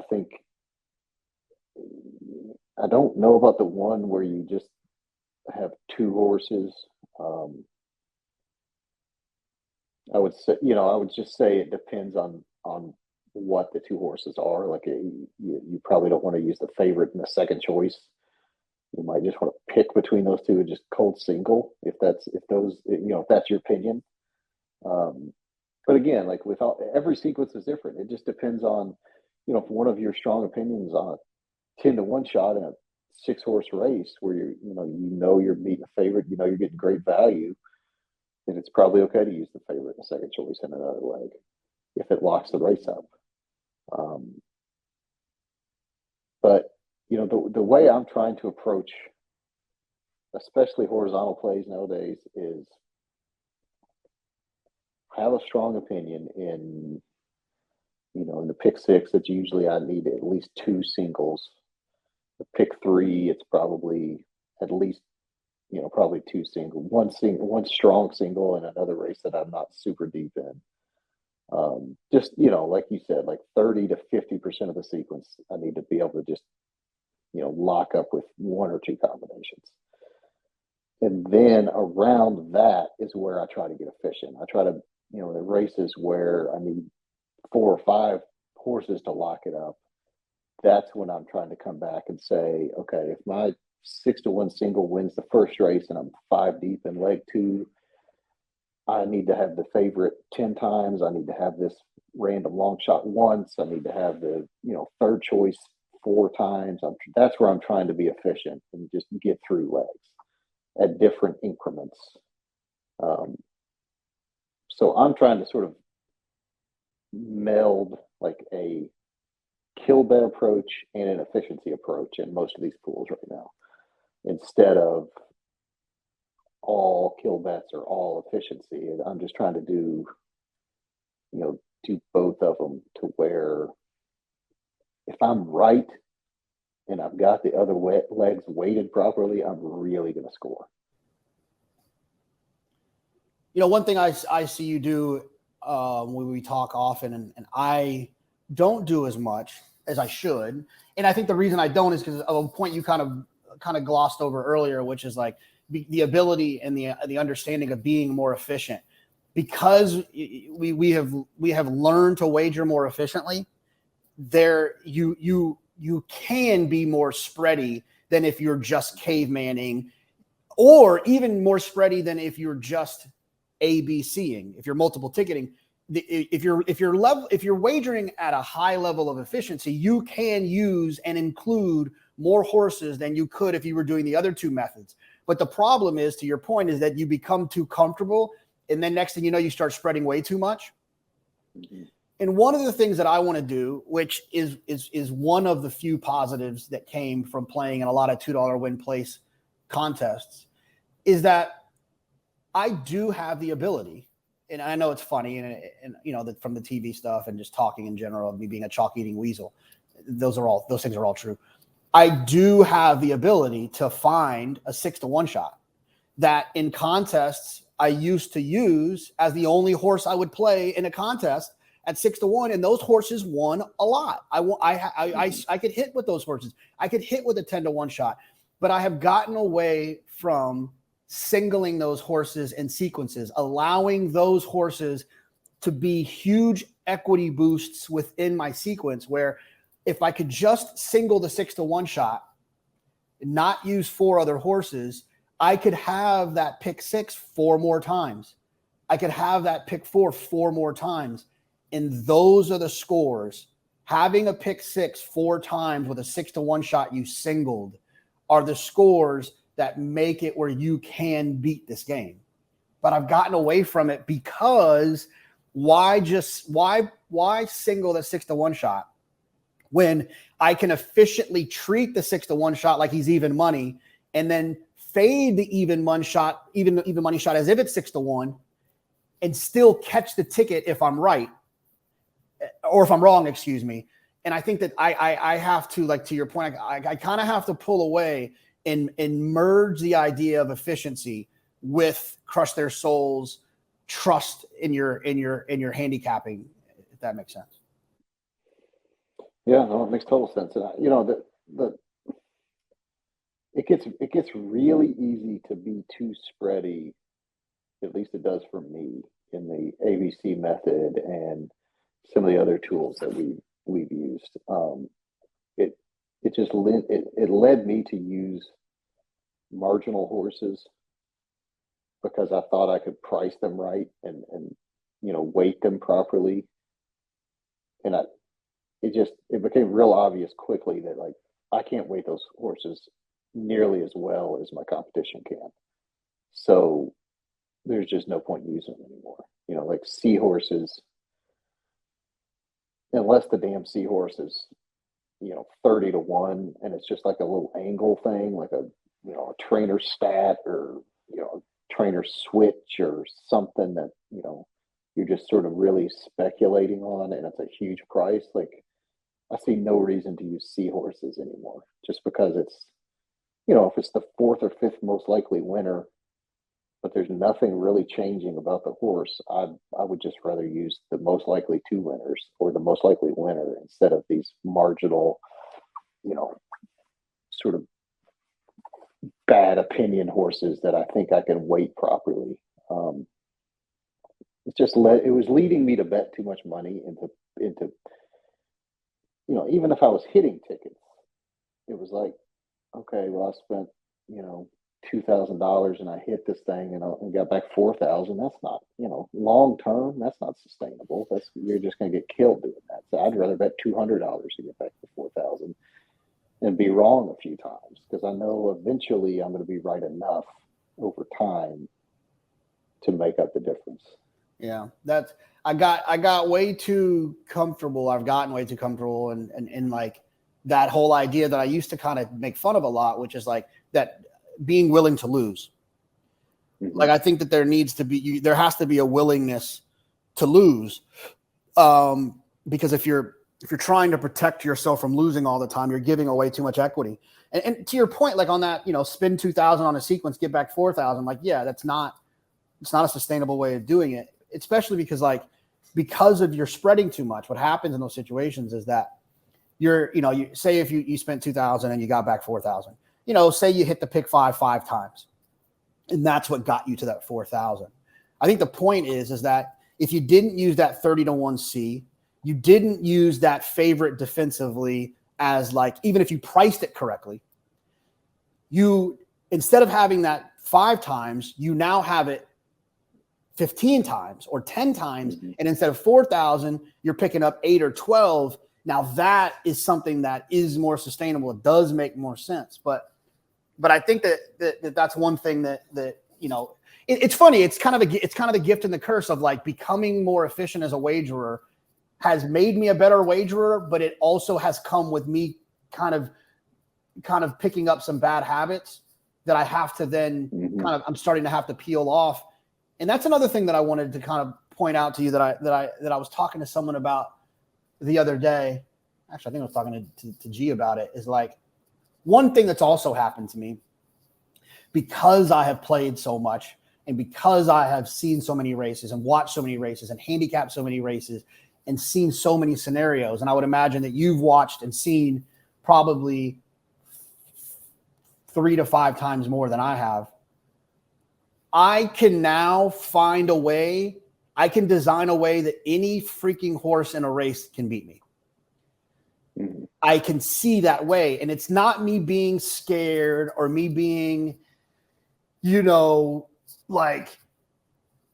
like dramatic or being pessimistic or anything, but I can see the scenario in which any horse can then now beat me. And I can also see a scenario in which any horse can then lose.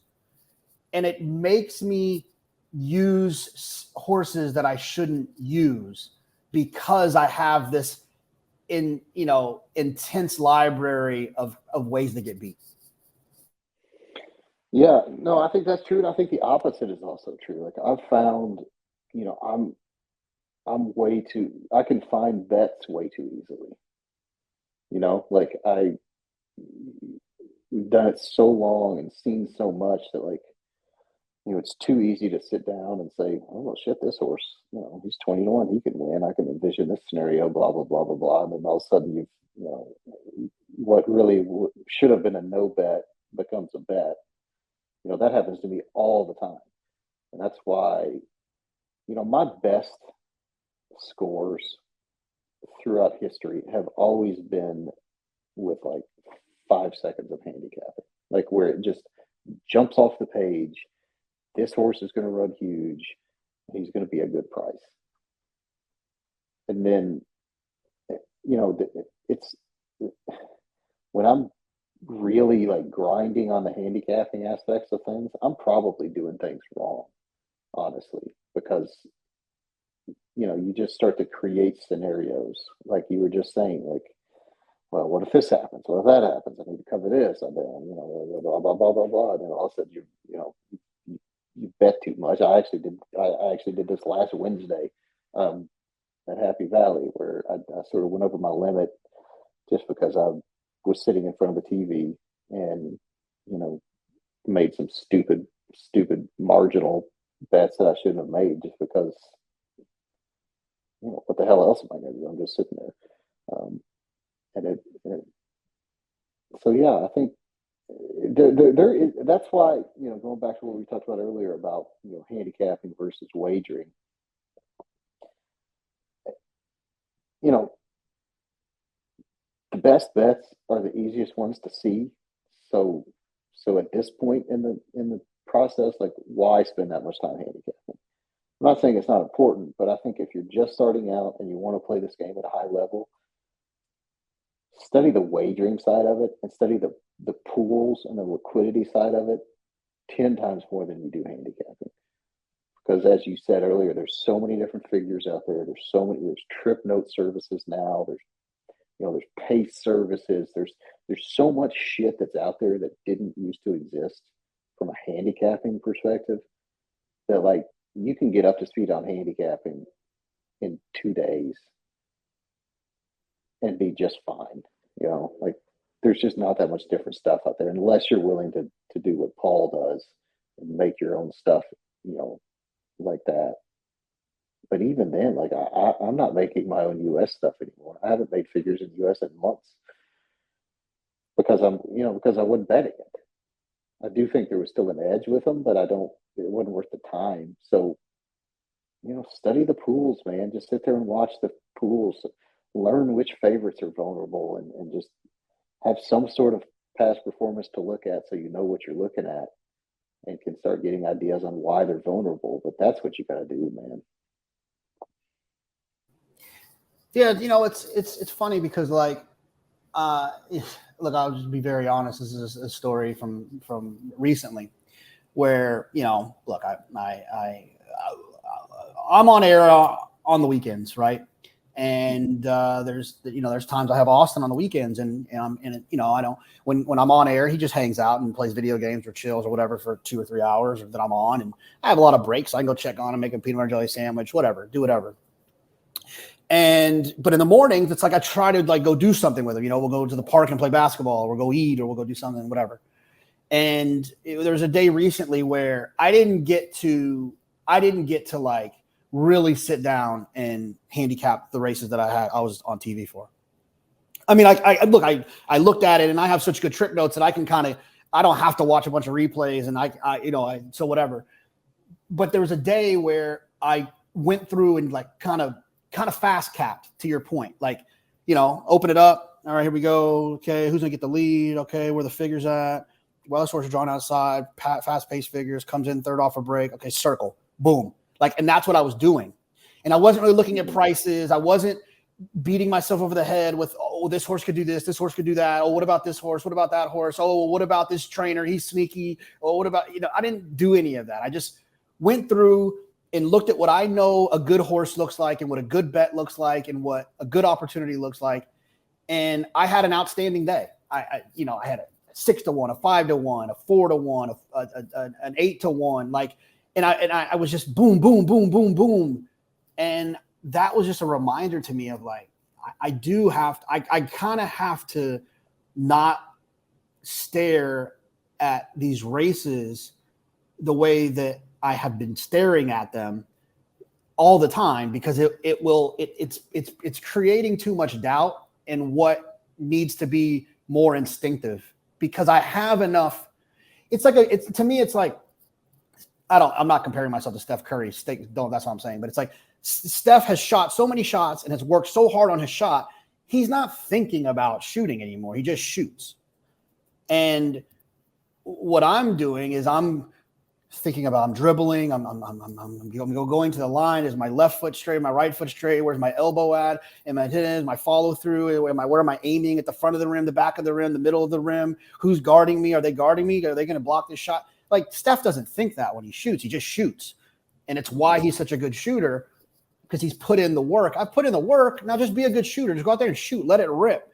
And I think that, like, it's kind of something that I've, kind of come up with over the last month or so, is just like, just go back to just shooting and stop overthinking it, because I'm giving away too much equity in situations and not allowing myself to just shoot. Now, if you're a multi-race player like I am, now here's where this is different. I'm going to look through a pick six sequence and see 2 races that I'm just going to shoot in. I'm going to just shoot in those 2 races. The other 4, I do think that you do want to handicap to protect those shooting opinions. So you do want to consider all scenarios where you don't get beat by a 30-1 shot because you were just shooting it. I think that you have to kind of do a mixture of the 2. Yeah, I think that makes sense. Yeah. You certainly don't want to get beat by a 30-1 shot if it's a usable horse. Yeah. That's how you score, JK. Hey, I'm not here trying to score, Shawnee. Sean, I might go to the Derby. What are the chances that you're going to roll? None? 0? I could go to the Derby, sure. I got no problem going to the Derby. Are you Did we going go last year? Did I go last year? We went to the Oaks. Oaks, that's what it was, yeah. Are you gonna you'll dust off the US past performances for those days, right? I mean, maybe. I'm thinking about, somebody, one of our listeners over the last few months reached out to me and has expressed some interest in learning how to make figures, and so I may get him to start making some figures to at least try to keep some stuff up. But honestly, I will probably play those days, but I remember, both last Derby day where, everybody got buried, and even Breeders' Cup Day this year. I remember sitting and thinking at the end of both of those, like, those are long weekends. Like, Derby weekend is such a grind, that, I never end up staying up for the shot 10 card after that. And I really need to think about the opportunity cost of, making marginal bets on Derby weekend like I did last year, versus, missing a Hong Kong card where I might have more of an edge, because, I mean, quite frankly, they're going to bet more money in Hong Kong that night than they are here. So, like, from a liquidity standpoint, there's really no reason to miss it if I have stronger opinions and need to stay up, then I should probably do that. Look, I know I don't know. It's sort of it's a tricky thing. Like, I certainly want to play Derby Day and be involved, but I've only got so much energy nowadays, so I need to really think about that more in the years moving forward. Shawton, I know it handles a lot. I didn't know they handled more than Derby Day. They handled more than Derby Day? They handled on Chinese New Year, which was 6 weeks ago roughly. They handled 263 million US. Just on that one day? I think it was a 10 race card. It might have been an 11 race card. Yeah, just on that one day. The next week they handled, and that was Chinese New Year, and it was like the first day that the track was like really open post COVID, because they've been very slow to open back up. So that was sort of an outlier. But like the next week they handled 213. They handled 180 at Happy Valley the other day. So yeah, they'll handle more. They handle more almost every day now. I mean, are we gonna ever go? Yeah, we are gonna go. Absolutely. They're just now.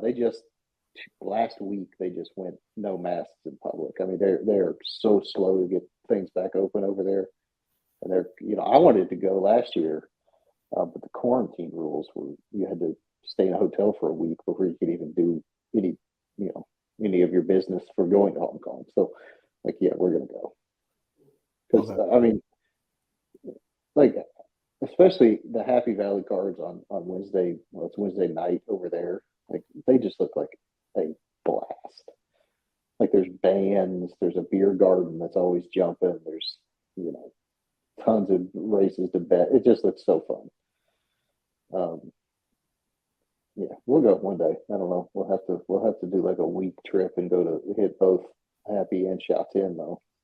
Oh yeah, I'm with that. I'm with it. I'm with it for sure. All right, Shawnee. What else is popping? I don't know. One thing I want to say to you publicly was, I'm really proud of you for doing the mental health podcast. I think that's an important subject that clearly needs to be addressed more. That's something I've struggled with my whole life, and especially recently I've struggled more with. So that was good on you, JK, for talking about that stuff. Well, I mean, look, man, like it's instead of going to Twitter and just yelling at people and possibly negatively contributing to it, you actually had a thoughtful conversation about it. Oh yeah, I talk about mental health. I've had to. That's one thing I try not to engage with that stuff because it'll drag you down. Well, I mean, I think that it's funny that you say that, but I think that you and I have both acted as each other's therapists at some point in the last 5 years. Absolutely. It sounds like you're getting G in on that program. She's going to be yours. She's going to be like Kiana is for me, where you're just going to rant to her about bad beats and all the racing bullshit. Eventually, she's going to hear it. Trust me. Oh yeah, her and Austin both make fun of me about speeches. They're like, "Oh, here comes a speech. You got to talk about everything, don't you?" But yeah, I mean, it's a nice sounding board, man, to be able to say this stuff out loud and not have to try to keep it all in. And it's funny, especially because you have a pretty stressful situation. You have a stressful job. Like your job is stressful. Like my father sold cars, and if he didn't sell a car, then there was stress involved in that. And I think so many people's careers are the same way. And it's like, man, if you don't find a way to kind of work through that, it can just hang over your head. And so, I mean, I think the fact that you say that you've battled it, I think some of that has to do with, who you are and the things that you've been through in your life, but also just your career is not easy, No, it's certainly not. I wish it was easier at times. And I also want to say, I appreciate you saying that. That was a Lafitte push. That was an idea that Lafitte had, that he wanted to talk about. And funny enough, he actually texted me the other day and said, "I'm so glad we did that. How private I am. I started to get cold feet right before we did it." I think Lafitte was even thinking about kind of getting anxious thinking about kind of sharing and being as honest as it was. But no, I mean, people seem to enjoy that. And there's just, I think, there's this perception in the society, but especially with men. And I don't think it's just men. I think that there's a lot of women that have it too, but just that whole idea of talking to someone about that is scary to them, Well, yeah, I mean, but it's okay to be vulnerable. It's okay, especially as a man, to tell your other male friends that you love them. We do it all the time.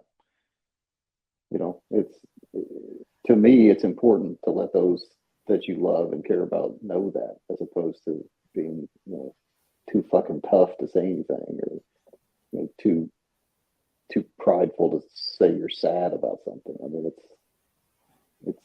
it's certainly helped me over the years to talk to people about things, and that was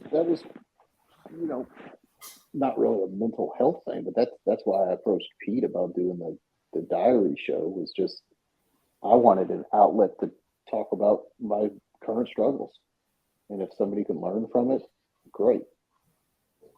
But it's that show is mainly just for me to to go over things in my own head. Yeah, I mean the idea of saying things out loud, whether it's professionally or it's personal, like saying it out loud, man, it goes a long way. And like, I could hear it in your voice on the diary that you're, the pro player diary that you're doing with Pete, where it's just like, just saying it out loud kind of helps you work through it. And it helps you kind of make adjustments too. Like, damn, I see, like, because when you have to explain it to someone else, how you feel or why you did something, that act usually makes you realize, I see where the flaw was there. And like, that happens to me, like personally, like I'll have something and I'll just try to like kind of work my way through it and explain it to, whether it's Austin or a friend or G or whatever. And it's like, and that through that process of explaining, I'm like, I kind of figured out where I went wrong there or where it went wrong or whatever. That's exactly right. It makes you more accountable, or it makes me, that's how I feel. It makes me more accountable for my own actions, and makes me really sort of think about knowing I'm going to have to go on there and explain, how I did this or that or screwed this up or whatever. It makes me sort of evaluate things better and try to improve. Yeah, I mean, look, I want to end this on a high note with you telling us a good score story. So be thinking about that in the back of in your head. But it's a good transition from this conversation and talking about like mental health. Shawnee, I think one of the darkest I've seen you was after this year's Breeders' Cup betting challenge. I felt like that was. And we talked about it extensively, and I'll let you kind of explain why, like what it was about that moment that made it so hard and in terms of legacy and whatever. But, I think that people wake up on Sunday mornings frustrated about a bad beat or frustrated about a missed opportunity. But talk a little bit about what it was about that Breeders' Cup betting challenge that was so impactful. And then we'll get to a fun score story. Yeah, that was funny. I didn't realize in the heat of it what that was going to mean to me, to win that damn thing. But it, after, so I guess those that are listening that don't know, I was somewhere around the top 10 going into the classic of the BCBC. Had like 33,000 in prize money, and I knew what Drew was going to do, so I knew what target I was shooting at. My goal for the whole weekend was get to 150,000 anyway, so I knew what I had to do. So I just made a straight $32,000 and change exacta flight line into Tyva. And lost that. I guess it wasn't really a photo, but he was going to run second for like 90% of the stretch, and then got beat right at the wire. Got a half length, maybe something like that. Yeah, and it didn't really hit me until I was sitting in that suite with the little Red Feather crew, and they all sort of cleared out and left. It was just Kiana and I sitting there, and I just started bawling. Like it just hit me, like what that was going to mean to me personally. Had almost nothing to do with money, because I had some financial backing, and I wasn't even going to make that much money. It was just all, legacy and an accomplishment that, really over the years, especially years and years ago when I first made the decision to do this, I had some people say some pretty shitty things to me about gambling in general, about being able to support a family, about not I would get cornered at dinner parties or whatever, and be told I need to go to Gamblers Anonymous and this and that, and there's just a lot of sort of baggage in my mind, and a lot of people I want to prove something to, and that was going to sort of put all that to bed. Like, I was always going to be able to, like, look, I'm outbet the best there is and won this contest, and you could all just kiss my ass. And that's just a personal thing. Like, I don't need to prove anything to anybody anymore. I've done this long enough, and I would put my record up against just about anybody out there. But that was just going to be a public acknowledgement. So that really stung, and it sort of did put me in a little bit of a funk after that. But it is what it is, you win some photos, you lose some photos. Yeah, I remember Mike telling a story of one of his kids kind of like telling the teacher that like his dad was a professional bettor. And then like Mike kind of getting called in to have to like talk to the teacher, because the teacher thought that the child was just like getting confused that dad was buying a lot of like lottery tickets or something. And then I mean, it's a lot more acceptable nowadays than it was back then. I mean,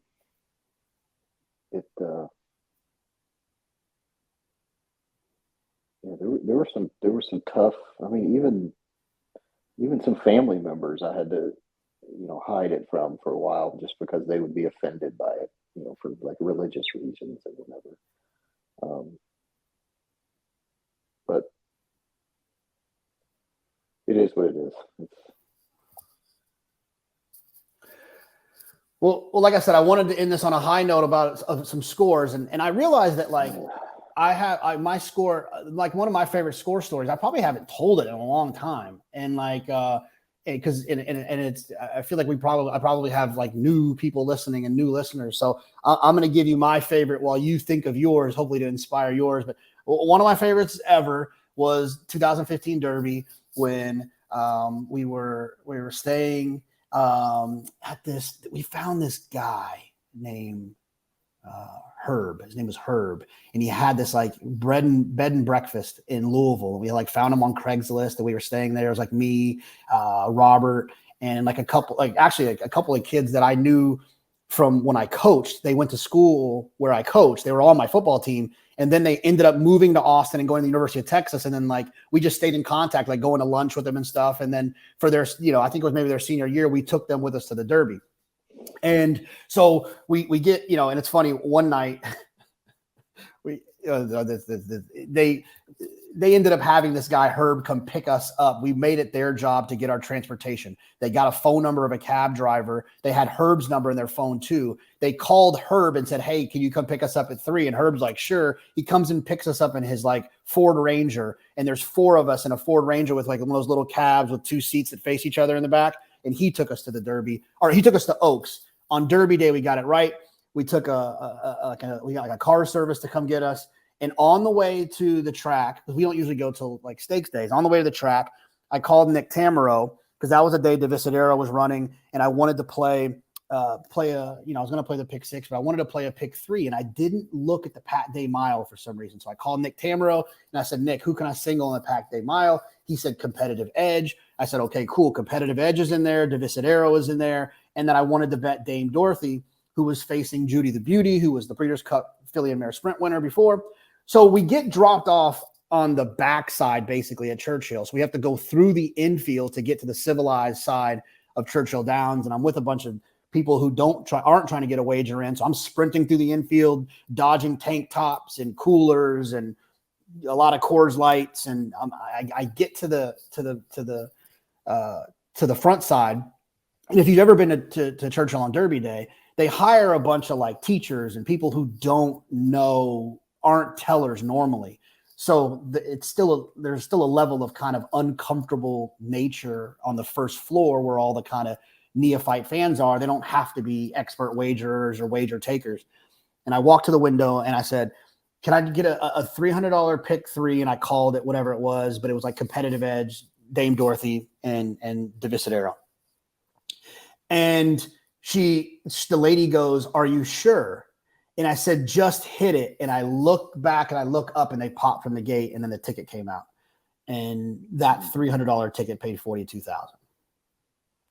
And this is when I was like, I was a teacher. Like I was done teaching at that point, but I was just starting the real estate company in Austin.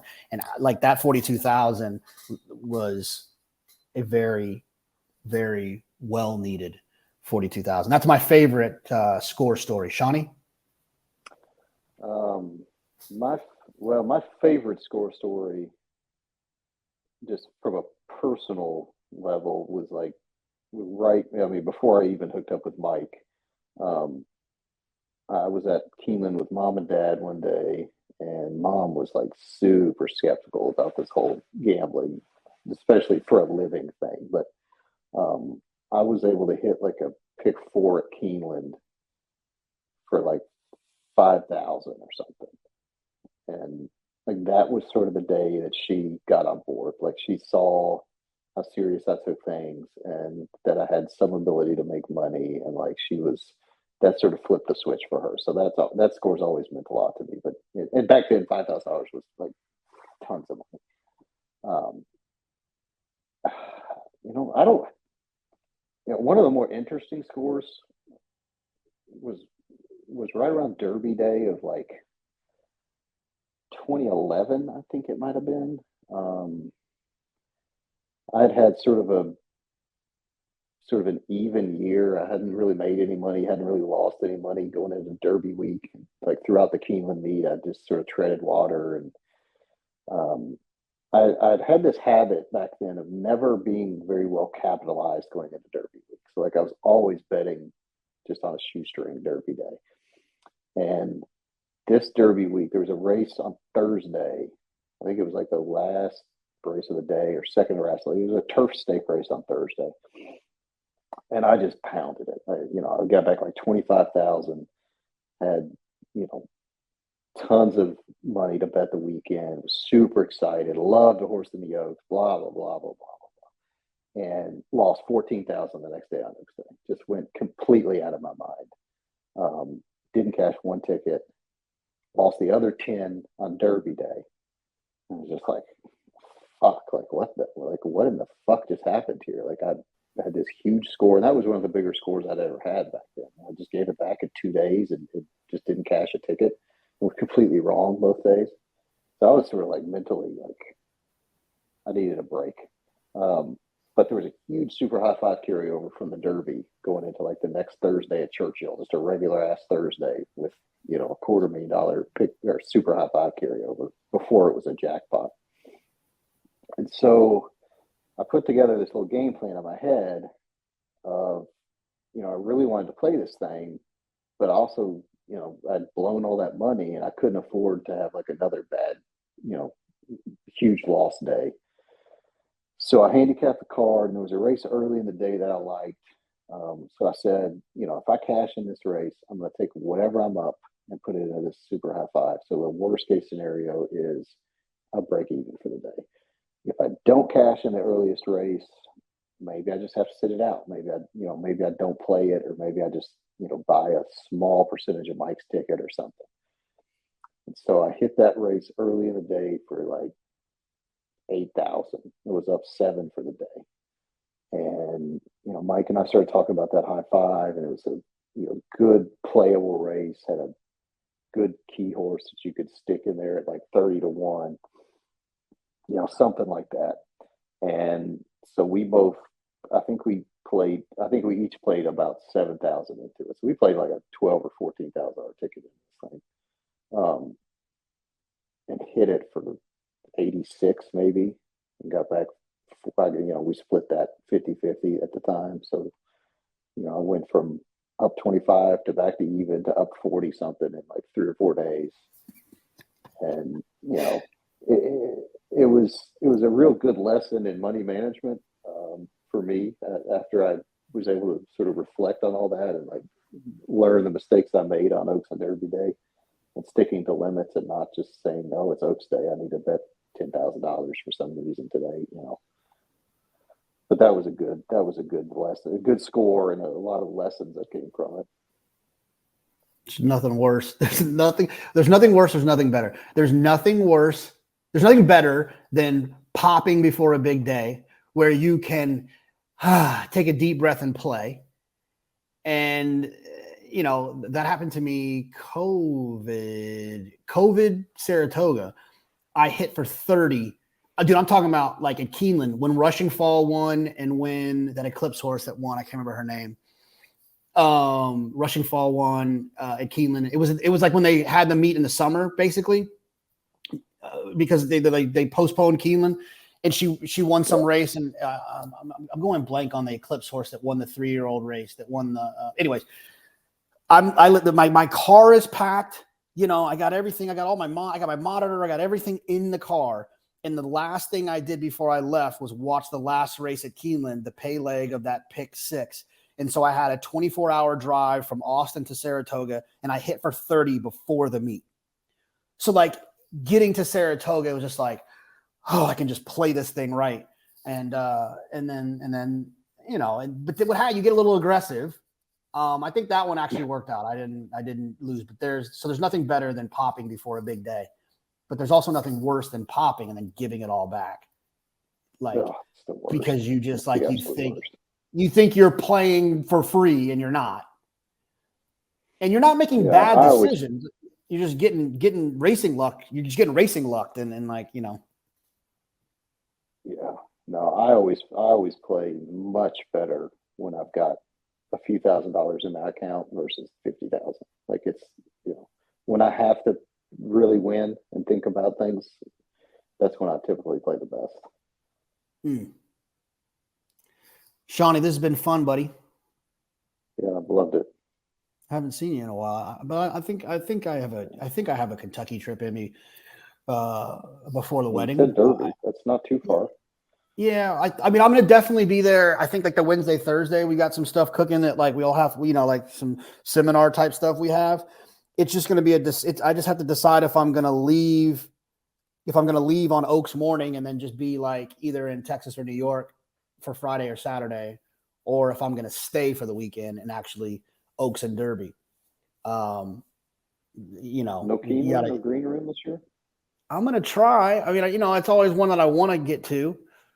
It just depends with the wedding around the corner. You got some tighter strings in all areas. You got some stuff going on. We got our trip planned, by the way. We're locked and loaded, baby. Man, it's going to be a good one. It's going to be fun. I'm looking forward to it. Well, I appreciate you taking the time, Shawnee. Yeah, anytime, man. We might have to do some like me and Pete may have to post up in the Malfi and do like a JK wedding edition of something. Dang. Okay, I'm probably not going to be able to participate. No, I'm not. I know, I'm kidding. No, I can do it. I can running commentary on this shindig. Running, yeah, that's gonna live one at the reception, live from JK's reception. That will be funny. It's going to be a wild group. Austin's working on his speech already. It's going to be funny. Little man is going to give a speech. Yeah, we asked him, and he was like, and he like gave a couple of one-liners that were hilarious. So I'm sure that once with some work that he'll put into it, I think it'll be pretty good. So it should be fun. I can't wait. It's going to be awesome. All right, Thanks, man. I appreciate it. Yep, love you. Do it again. Love you too, bud. Bye. Shawnee Roy. I don't know why I call him Shawnee Roy, but Sean. Can't believe he started the podcast with hating Starbucks. I've seen him at Starbucks a lot too, which is funny. He said he was going to be salty. He told me, he said, I'm going to be salty on this podcast because I'm tired and my power's been out. So he wasn't lying when he hit us with the Starbucks. Look, I really appreciate everyone listening. Look, I encourage people to follow Sean's new series he's doing with Pete, Diary of a Pro Player. It's a lot of fun just to hear him kind of talk about the ins and outs of some of the decisions he made and some of the situations that he's experiencing playing at a professional level. Feel free to ask questions to him, myself, Pete. Send questions in if you want some more detail about some of the topics that we talked about today. I mean, I know that we covered a lot, and I know at some points we probably got a little insider baseball. So if there is things that you need more explanation on, or you have questions about, or follow-ups or thoughts, you can comment in the YouTube comments. You can obviously quote tweet, retweet, and then comment in Twitter as well. I appreciate Sean taking the time, being so candid, and sharing so much about his life as a professional horse player, a professional gambler. And I hope that people listening will understand that this was not a love fest to Hong Kong, but there's a reason why Sean transitioned away from U.S. racing, and a lot of it were personal reasons. A lot of it had to do with the lifestyle, and others had to do with where he felt he had an edge. And I think that he eloquently explained those reasons with actual tangible evidence. I want to thank our friends at Qatar Racing again, Sheikh Fahad, for supporting this project, and we appreciate that and are excited to continue to watch their journey in American racing and looking to accomplish some of the things they've accomplished in Europe in terms of stallions and large array of grade one winners and types of horses. So I also want to thank the rest of the crew in the Money Media, PTF, Drew, Matty Ice, Acacia, Billy Michelle, Spencer. I always start to get hung up on these, but I feel like I'm just kind of like, maybe I feel like I'm scared I've been skipping someone a lot, so I am going to look. Oh, Nick Luck, Acacia, wow. Marshall Graham, I forgot Marshall's got these episodes that are doing extremely well, by the way, in terms of downloads. People are really enjoying those. So if you haven't heard any of the Marshall Graham interviews, make sure you check those out.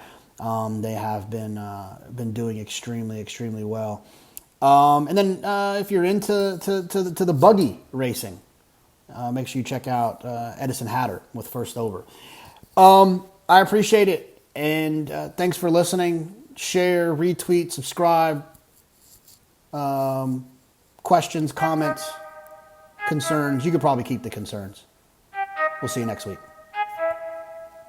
I need to know everything, who and the what and the where, I need everything. Trust me, I hear what you're saying, but act like it's new what you're telling me. I'm curious, George, I hop in the Porsche, it's 5 and a horse, I'm ready for war, I'm coming for throats, to turn to a ghost, I need to know everything. Now you be surprised at the info you get is by letting them talk, so I'm letting them talk.